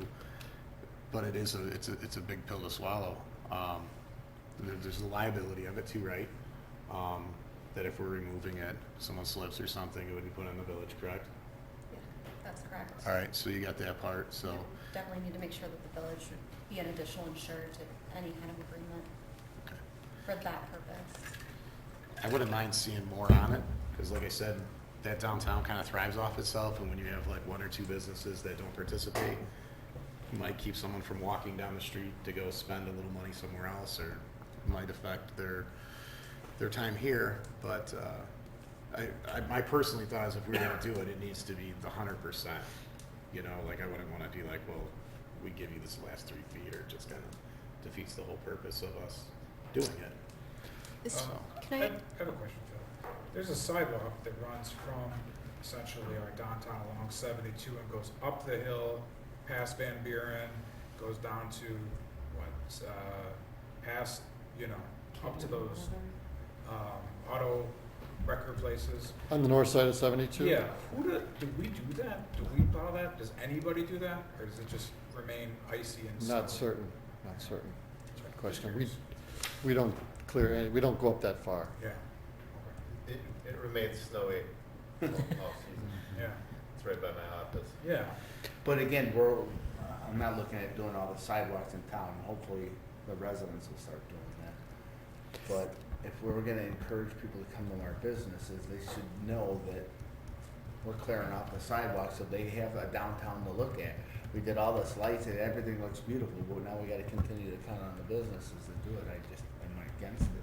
Did you have a comment? Yeah, so is the intention, I guess, what you guys are talking about, is the intention to relieve the business owners of this responsibility entirely? Like in the code, we have provided that they are responsible for it. So if something happens and the village isn't able to clear, or the contractor is not able to clear, is the intention that they could not be cited for that? No, I just think it was help alleviate some of the burden on them. Especially these the big snow, that's tough. Yeah. And I know our roads take precedence, I get that. But we have the machinery to be able to get rid of this snow a lot quicker. And where are they gonna put it? They're gonna put it right back in the parking lot. Now people still have to get out of the cars and walk through it all. They're gonna eventually have to remove it anyway. So my concern is, especially as the way the code is written at the moment, which is any person occupying the ground floor, we have an obligation to provide we have an obligation to provide services at, similarly to all people who are similarly situated. So at best, it's possible we would need to offer this to all businesses in the village, not just the ones in the downtown area. At worst, it could be read to providing it to all sidewalks in the village, or in somewhere in between is more likely what it would be. But generally, you can't pick a certain district. I mean, you could maybe find a way, but to just serve the businesses in the downtown area and not provide similar services to other businesses, I think you might be getting into some hot water there, or you're opening up some questions. Just something to consider. West Dundee does it, other towns do it. How are we any different? I'm not really sure what other towns are doing. I can't comment on that, but I'm just thinking from a government service standpoint, we are kind of picking and choosing who is getting government services. And like I said, there could be a rationale to provide it in this district, but there are other business areas as well that we'd also hopefully want to support equally. So by selecting just the downtown area, I get that. there but is kind of a, who owns the sidewalks in historical Dundee? Is it the village? well, they're public rights of way. Generally, sidewalks are, that's kind of a really big question. Generally, snow removal is the obligation of the property owner that sits next to it. Right, so we own the property right there? Yeah, so like it says in the code, the person occupying the ground floor of the building. There's some nuance there. If there's like a government service provided, there may be an obligation of the government to remove that part of the sidewalk, or if it's like a pathway to a sidewalk, it's kind of a big convoluted question. But generally, the property owner that sits next to the sidewalk is responsible for making sure that that right-of-way is cleared and that people are not injured within a reasonable time. I have a suggestion. So we didn't really have enough time to reach out to the other communities that do this and sort of understand how they do it. So if it works for everybody, I would like to take a little bit more time to get some more information, figure out how we're doing it, and then also potentially reach out to some contractors. I also had sort of this idea of, I think you mentioned this concept of maybe we could take a first pass with a piece of equipment, and that would at least reduce the amount that they need to do. Maybe we're not hand shoveling their front door, but maybe we're taking a first pass on a wider area that we can get with equipment, and maybe that would be at least something to start with. So if it works for everybody, we could take the next couple of weeks to do some additional research and bring this back in January. All right. I like that. Yeah. So I think this is a slippery slope. I mean, right. Well, this is like You said- this is almost like a little mall area. We pretty much own the sidewalks here. the businesses, like you get the car dealers, you got the mall, all that is all on private property. We shouldn't have to do theirs. We can say this is our responsibility based off of, we own it. We own the sidewalks here. So, and again, salting them, if I salt a sidewalk in front of my house, which I don't have, and somebody slips and falls, is it my fault? There, in the past, yes, there have been cases brought. Okay, what Like about that? driving on the street? If I slide off the road and I hit something because So there the- wasn't enough salt on the Yeah. street? So the street is very explicitly a government function, it's a government facility, so therefore the village is responsible for the safety of those streets during these situations. The sidewalks are a little bit of a grayer zone. Okay. So, yes, if you would look into it, that'd be great. I appreciate it. Everybody else got any comments? One last comment. I used to work in the downtown. I see the value of having it shoveled, at least like a sidewalk strip, because when I was there, it's a snow day. Most of the businesses are closed because they don't come in, but I'd bike over. But clearing one store doesn't really help when it's super patchy, and most of the time, it'd be like half the day, only half of them are shoveled. So clearing your store and then having a little sidewalk path so people can get to your store would have a lot of value. But yeah, maybe they did great on Sunday though. Yeah, I'd like to know what are our businesses doing now? Are they all going out there with you guys go out there with shovels after it snows, or do you have somebody that you have on contract? Told my snow blower out and snow blower. You are. From boxes all the way down to my dumpster on the corner. And honestly, you guys did a great job clearing the street, but you put the snow up on the sidewalk. And then people parking on my loading zone, they had to step over 2.5 feet of snow. I did it today up to my knee. So I have to shovel a shovel's pad, a few spots just so I can get in. Yeah. And then I have to shovel space to get my dumpsters out, or else my garbage guy won't pick up. I hear you. It sucks. I hate the snow. Saturday, Sunday for the Bears game, I had 4 feet Have a of poll. snow on my whole corner. Yeah. I shoveled my driveway and the public works came and pushed all the snow in front of my driveway. I asked them to do that. So anyways, I love our public works. We put it on the businesses, but what happens when we have an empty business too? Who's gonna do that? Chief, how many people have we violated or written? He's probably already written up? contracted that snow removal. Building owner. It would still fall to the property owner. Yeah, vacant properties, it'd still be the owner of the property, would be responsible. I'd like to know how many times we actually wrote somebody up for not clearing their snow. We just made it easier to do with the, Right. agenda item here. All right, any So- more discussion? Trustee Mahoney, you got anything else for that? No, I think just finding out, I'm sure, most of the business owners along the river and in the main downtown area that you're focusing on, Dan, already have contracted, seasonal contracts with snow removal places, if they aren't doing it themselves. So I think it would be really interesting for them to understand, okay, we just had this huge snow, where can the village be most helpful for you? Because you know what, we're gonna come along and we're gonna push all the snow off the, path of the sidewalk. They're gonna get upset because then it just piles up against the door. So I think it's a bigger conversation on where can we be helpful? Is it taking away those big piles of snow because they have nowhere else to put it? Is it, what kind of role can we have that is going to be helpful to them to augment what they already have? Well, I know taking away some of this in downtown is gonna be helpful to them. Cause we had that, we had some corner businesses that were piling up snow. When I talked to Pete, he was able to get rid of them real quick. We did remove a substantial amount of snow over the last week or so in advance of our special events last week. And the other thing too, I think it's important, how often, what triggers a clearing? Is it An inch, any 2 snow? inches. Is it a half inch? Is it ice? Is it 4 inches? I think some of those parameters have to be defined if whether we do it in-house, Public Works, or whether it's outsourced or any combination of it.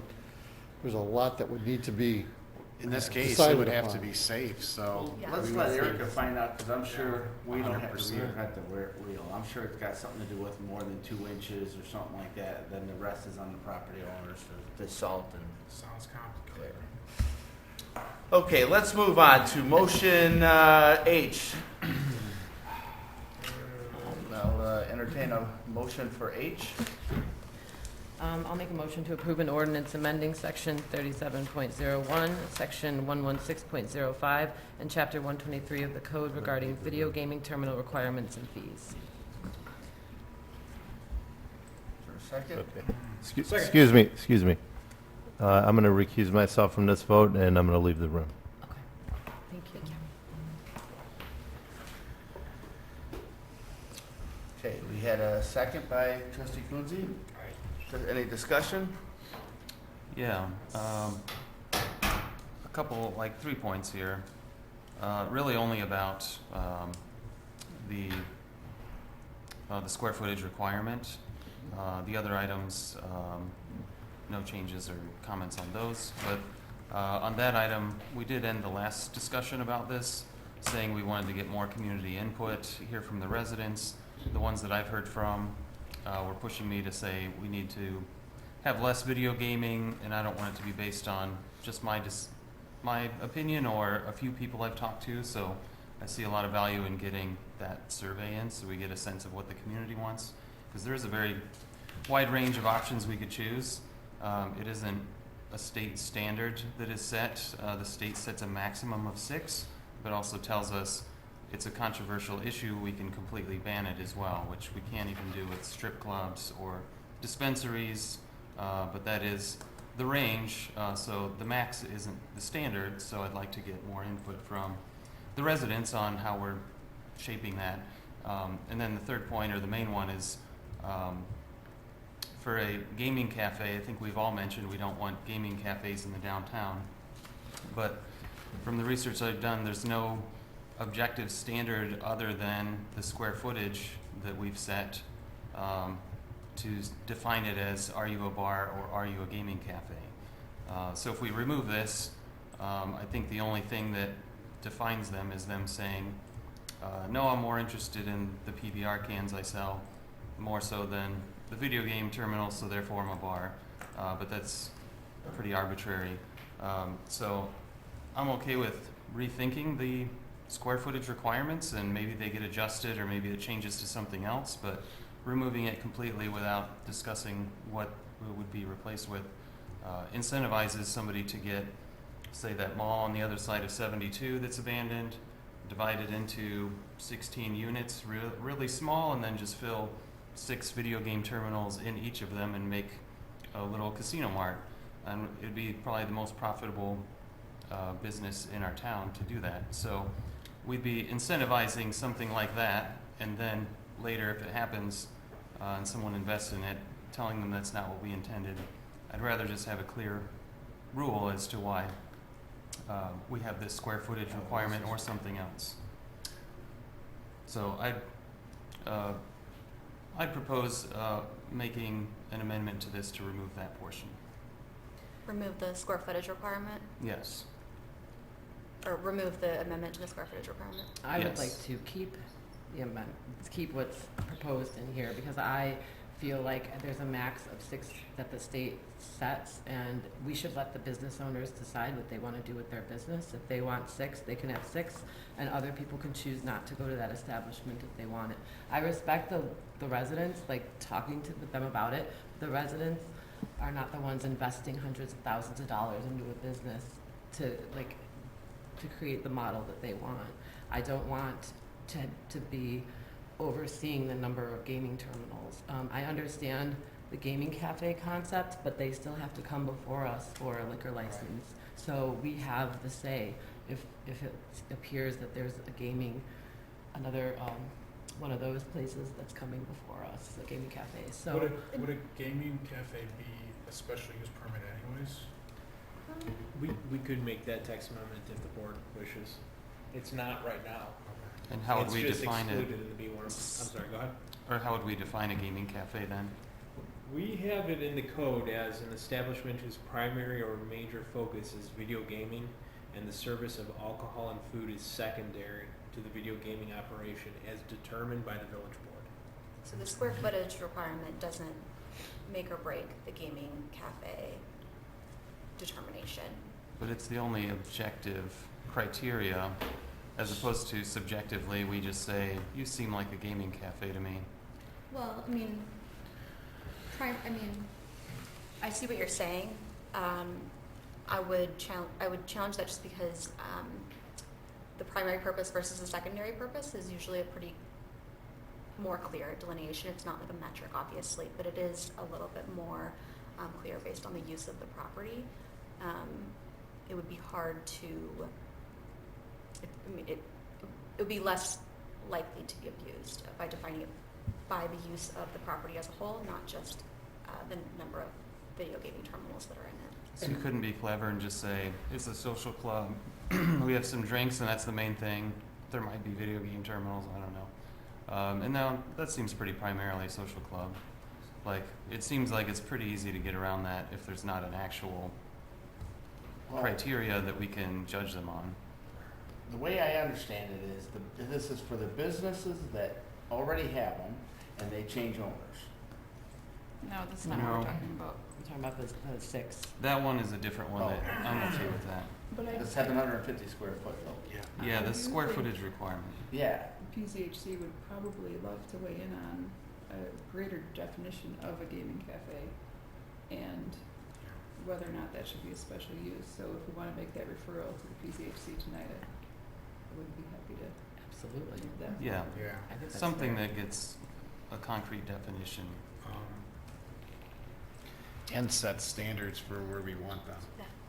So, Because it is, because I would be really reluctant to say we allowed one here, but we're not gonna allow one downtown without having an ordinance. Yeah. Saying that we'll probably get sued, I would guess. If we were to say no. That's fair. This 750-foot code, I would say I voted yes on it, but I feel as though we didn't do our due diligence when we made that rule, because I don't know the square footage of any of our bars and restaurants in the downtown or in the village. And so I'm good with striking this, and if we want some square footage requirement, I would just want to know right now, what would that do to each establishment based on their square footage right now? Because I don't know. And we didn't find that out before we made that rule. So right. to me, I'm good with striking that from the code. Yeah, and it gives us a chance to do our due diligence Right. now instead of just dropping it. Go ahead. Go ahead, trustee Mahoney. Yeah, I don't want to strike the current square feet from our code currently. This was about 2 years ago. I agree. I would welcome taking a look at a different number. But I have brought up personally 2 times in 2 different meetings the fact and the need that we have only heard from the businesses. We have not heard from the residents. I've talked to a couple residents in the area in passing on this subject, and they're shocked to find out that we have a gaming terminal for every 26 people in the village, every 26 residents in the village. It's out of control, and we have a very powerful, kind of some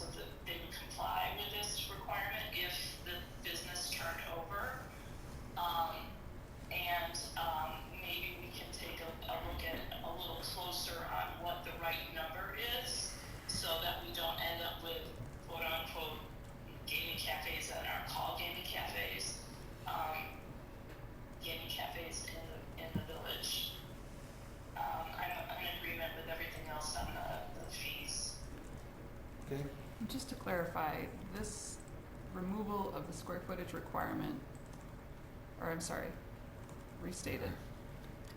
If the board opted not to remove the square footage requirement, it only applies to new businesses. All existing businesses are grandfathered, and because part of this ordinance also clarifies the transfer of an existing business, let's say, for example, I'm gonna use Rosie's because I see Gary in front of me. If Gary goes to sell Rosie's, he can sell Rosie's and keep all 6. He doesn't have to recomply with the new requirements because they already existed at the time that the business was established. So what we're talking about with the square footage is only applicable to new businesses. And if it were to be repealed, existing businesses that are subject to it would then be free to add more games if they so chose. And I support that. Absolutely. Trustee Ackland? I'm a little back and forth conflicted on this issue. I've spoken in much length how I feel about the machines. I also feel like our downtown is not guaranteed, and it competes with many other downtowns, and our businesses need the tools they need to be successful. But I also don't want to see the cafes down there, and right now that code is keeping them from being down there.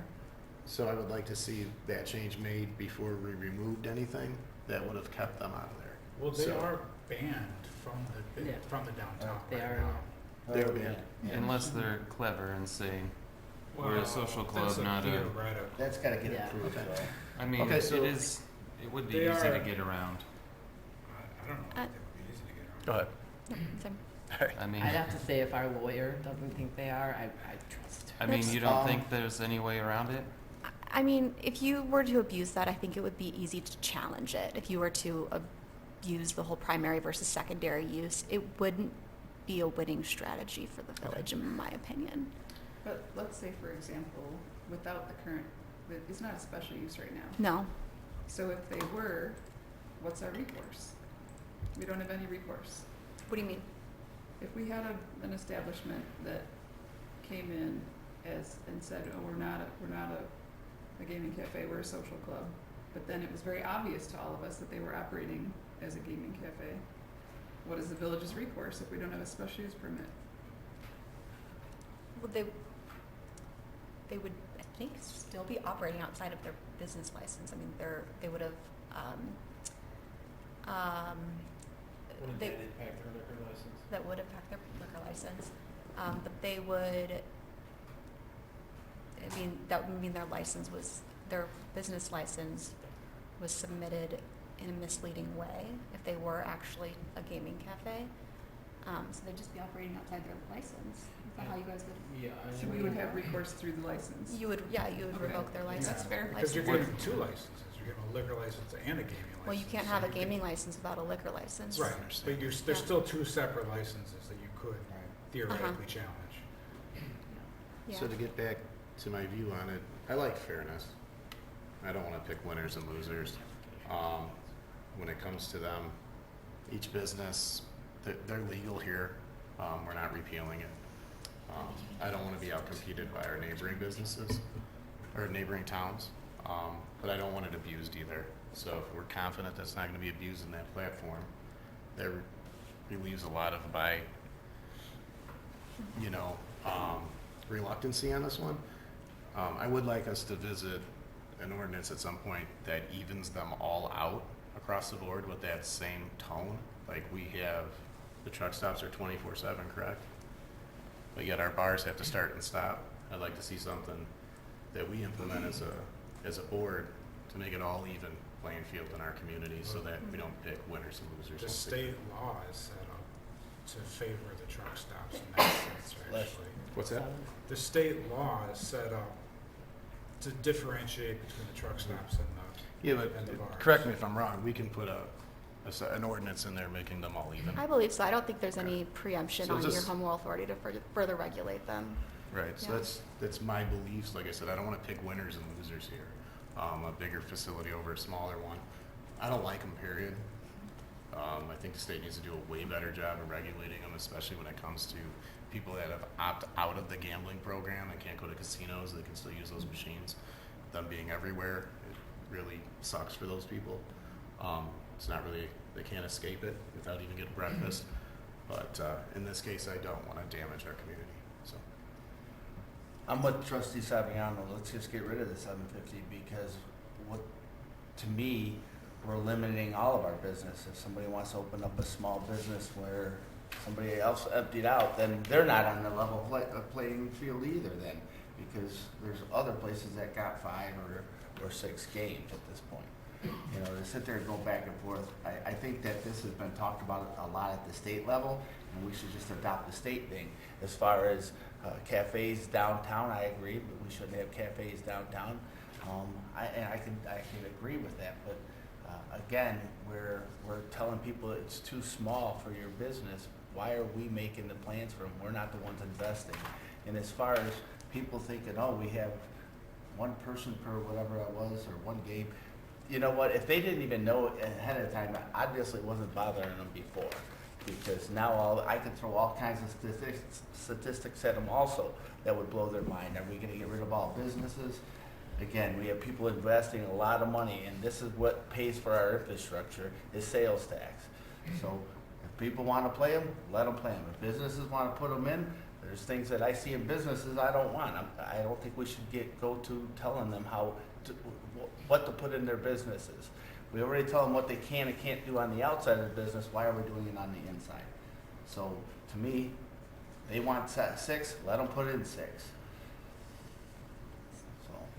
So just to bring it back around, if I move to amend it to keep the 750 square footage, is there a second on that? Or is that? Well, the 750 is in the ordinance, right? So I heard a second from Mahoney. No, he wants to remove it, like, On removing the removal out of this so that we keep the 750 square footage until we do our due diligence to decide what that criteria is.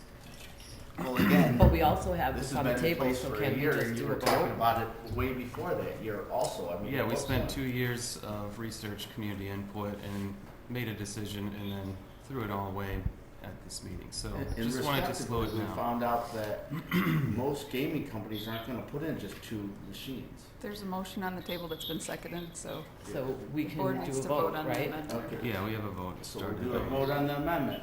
we can discuss the amendment. What now, are we though, right? voting on? We're voting on, Yeah, you want to go ahead As and written.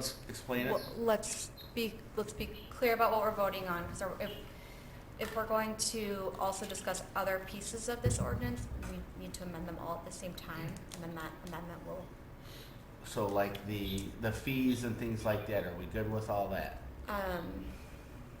yeah, Yeah. that's a good question. Yes. Yes? Good. So the only amendment to the ordinance as presented is to, as you No. want to amend it, is to keep, To keep the we have 750 one other- square foot. who made the motion? I was saying, can't we vote on what was already We already had proposed? an amendment and a second, so we're voting on, do you want to amend it? And so you're going to So say the no. vote would be Alright. to Are we make amending? every Then new we'll go back. business, everybody to continue to have to follow the 750, Yes. like what we did in the past, Yes. like what we've been doing. But he can't amend it, it's Yes, her just motion. like we did for Foxy's. So the question I have is, can we have a vote on whether or not to pass his change to this amendment that's what we'd be that doing we've now. already made a motion on? Well, we have a motion, and trustee Saviano, Seconded.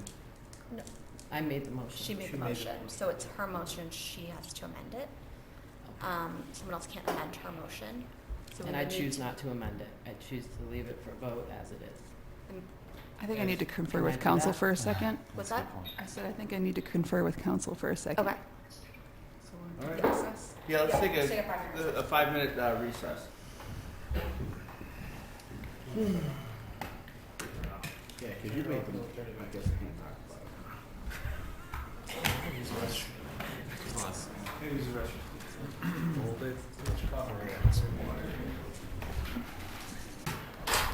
All right, like to call the meeting back to order? Okay. Village Administrator Storley was correct. Trustee Sauter, you can amend Trustee Saviano's motion, and then we'll take a vote on the motion as amended. And So- if that fails, Then then can we make a motion to go back to the original version? We don't have to make a motion, that motion's still, It just doesn't I get. see. yes, we Nice. can vote on that one. Gotcha. We're just voting on the amendment. Well, we're voting on the amendment right now. So we have, yeah, Yeah. So if there's no second, we move on. There was. There was. So Kathleen Mahoney. Oh, Kathleen second. okay. Okay, Now we're doing a roll call. so Call the let's, do question, yeah. you have any questions? No. So I want to just make sure, so the amendment was to keep the 750 square feet in the ordinance for everybody? Yes. Okay. My understanding is in section 7 of the ordinance that's in front of us in our packet. Section 7, section 7A, 1 and 2, where there is strike through, it would no longer be struck through. It would remain intact until we do our due diligence and we get more information and a better understanding of how it affects our current businesses. If there was a whole new business to go in and things change. And we could, if this gets voted down, then we go back to trustee Saviano's. Yes. Okay, Correct. let's take roll call then. Trustee Mahoney, Yes. Trustee Oakland, No. Trustee Guma has recused himself. Trustee Sauter, Yes. Trustee Saviano, No.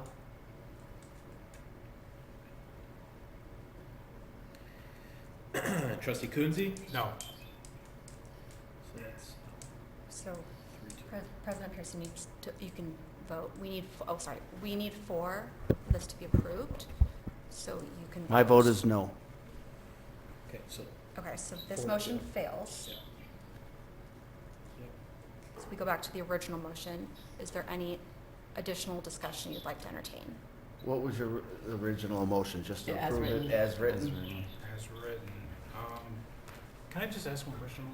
Mhm. You mentioned the idea of somebody selling their business and that they don't have to reapply for a gaming license. I thought that they did have to reapply. So they definitely have to apply, but they wouldn't be, we wouldn't be reducing the amount of games that currently existed at the establishment because they would be grandfathered in. So keeping the same business model. Is that right? What if they don't buy the business, excuse me, what if they don't buy the business and they create another entity? That means that they have to. That would go back have to follow under the 750. That's the problem. If they don't wanna buy. Hey, it, public comment. Can I have you gotta step stop to you. the, or I guess, is it okay? I gotta stop you, sorry, Joe. Okay. Yeah, so, am I allowed to make a motion? Well, my motion's on the table Yeah. already. All right, did we have a second? It was seconded originally. Okay. I'm ready to roll call if you're ready. Yeah. All right, well, can I say something first?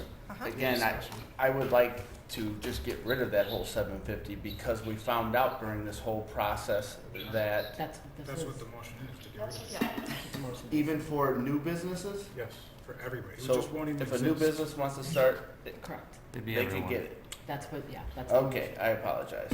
All right, let's do roll call then. Okay. Trustee Mahoney, Trustee Mahoney, you there?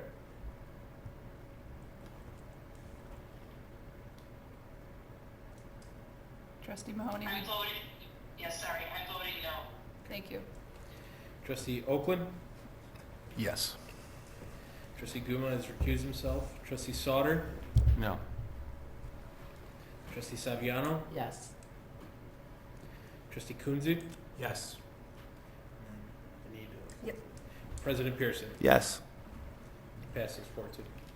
Okay, moving on. Whew. Hopefully we can put this to bed for a while. I'll entertain a motion to approve. Aye.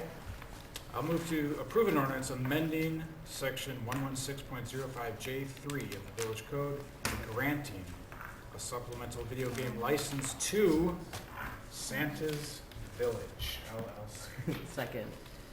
Any discussion? Did Santa request it? I just Santa want to say, himself. for It people was an elf, listening, actually, he this delivered isn't for it. Santa's Village per se, it's for their bar inside of the Polar Dome.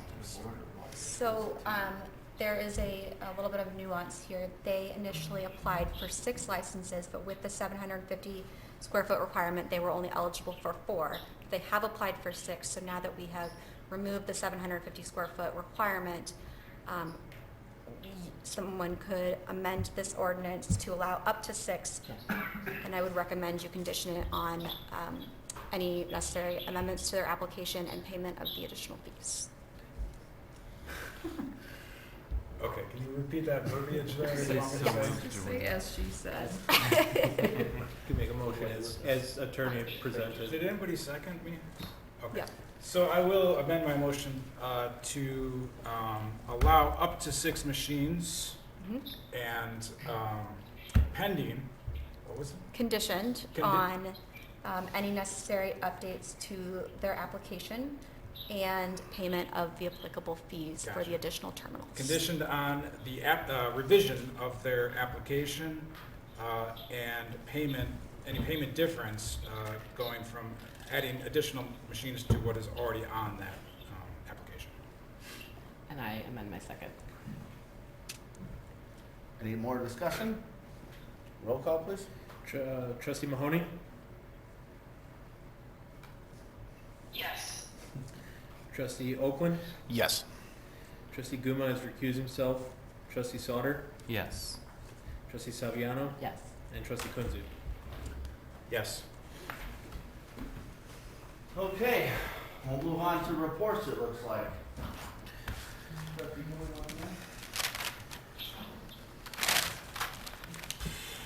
And let's start with you, Trustee Mahoney. Do you have anything for reports? Just a big thank you to Public Works, to Catherine, to the whole, and everybody that was involved this past week with the events down at the depot with Dickens and Dundee, and also for just a really wonderful and challenging event season this year that brought about a lot of new changes and challenges for us. But I think by pulling together and working together, everybody did a great job in bringing these to reality. So thanks to everyone. I want to wish everybody also a good holiday, and I will see you guys all at the village party and in 2026. Okay, sounds good. Thank you, Trustee Eklund. Yeah, I just want to kind of reiterate pretty much the same thing. I did the Parade of Lights, and the village went above and beyond to make sure I had a ride so I could wave to people and say Merry Christmas. I know it was a big part of it, but it was a big part to me. And the job you all do is amazing, and to see our lit up downtown, it's really just a cool place to live. So I just want to say thanks to staff and Public Works, and just acknowledge all the hard work you do, and wish you all a happy holidays. Trustee Guma? Same here. The event was wonderful. Everyone did a great job. All the village staff, police, fire, everybody. So wish everyone happy holidays and see you at the village party. Okay, Trustee Sauter? Announcement that the Black and White Art Show is scheduled for February 21st. So if you know any artists in the community, send them to our website where they can enter artwork. It will be at Willow and Birch this year. Since they will be moving out of their space, so we'll have the full building to use for the art show. So we have one single space we could use. So yeah, the theme is black and white artwork with a optional hint of yellow. And happy holidays as well for me. Trustee Saviano?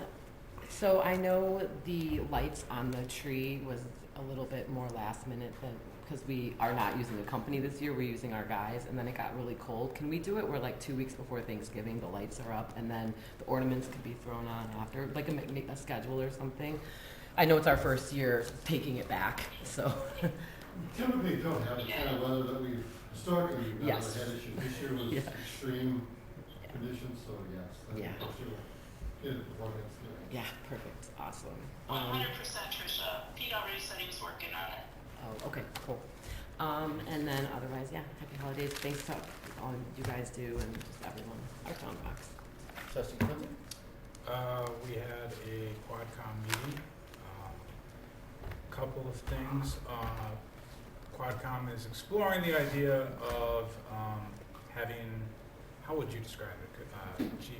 A central hub to try and coordinate different agencies, through Quadcom. Would that be a way to describe it? Essentially, yes. It is very much in the thought-forming stage right now. There's no concrete idea of what that scope would be or how much it would cost. So they are going to go and try and figure out what that could be. So at some point, though, if it happens, we would have to pay for it. So we will find out, what that would cost. And I will vote for it or not based on all of your input. The other thing is, Quadcom is, the telephone center is upgrading their radios. We are paying for the Starcom radio now. These ones, though, they're going to pay for using the 911 surcharge, so we won't have to pay for that. Good. How soon would that come in, please? Well, it's a funny story. So there's 2 years left on the Starcom loan. And so Motorola is going to give them the equipment now and not make them pay for it, start paying for it for 2 years. So technology will change in 2 years, too. All right. Anything else? Well, nice job, Phil, with clearing the streets. Appreciate the work you guys do. I know it's a lot of work, a lot of overnight work. Yeah. Chief? No report. Happy holidays. Phil? No report. And if you need help, if you got an extra vehicle, let me know. I'll come and drive a pickup or something, if I can. I don't know if legally I can. We have a shovel so that you can shovel downtown. I wanted to bring my snowblower down, but I had too much stuff in the back of my truck and I needed help lift it. But now it's a liability. Right? Joe? No report. Happy holidays. Caleb? No report. No report. Erica? Just wanted to say thank you to the staff for an amazing year, and thank you to the village board. You guys got an incredible amount of work done this year. There's a lot more ahead of us to do, but appreciate the partnership and the vision and the collegiality that you all bring. So, thank you. Yeah, and I heard we bought pizzas and stuff for the guys, or you bought pizzas for the guys and stuff to feed them. I mean, all the stuff that they had between Dickens and Dundee, the tree lighting ceremony, and then the snow. Yeah, thank you to them and you for doing all that. I also received a letter from the Historical Society to all of us, saying thank you for us supporting them with doing advertising for their historical haunted car show. So if anybody wants to read that, that's here. Other than that, happy holidays, and I'll see everybody Thursday. All right, get a motion to adjourn. We don't have an executive session, do we? Okay. I'll make a motion to adjourn. Second. All in favor? Aye. Any opposed? Hearing none, motion carries. All right. Good talking. Bye.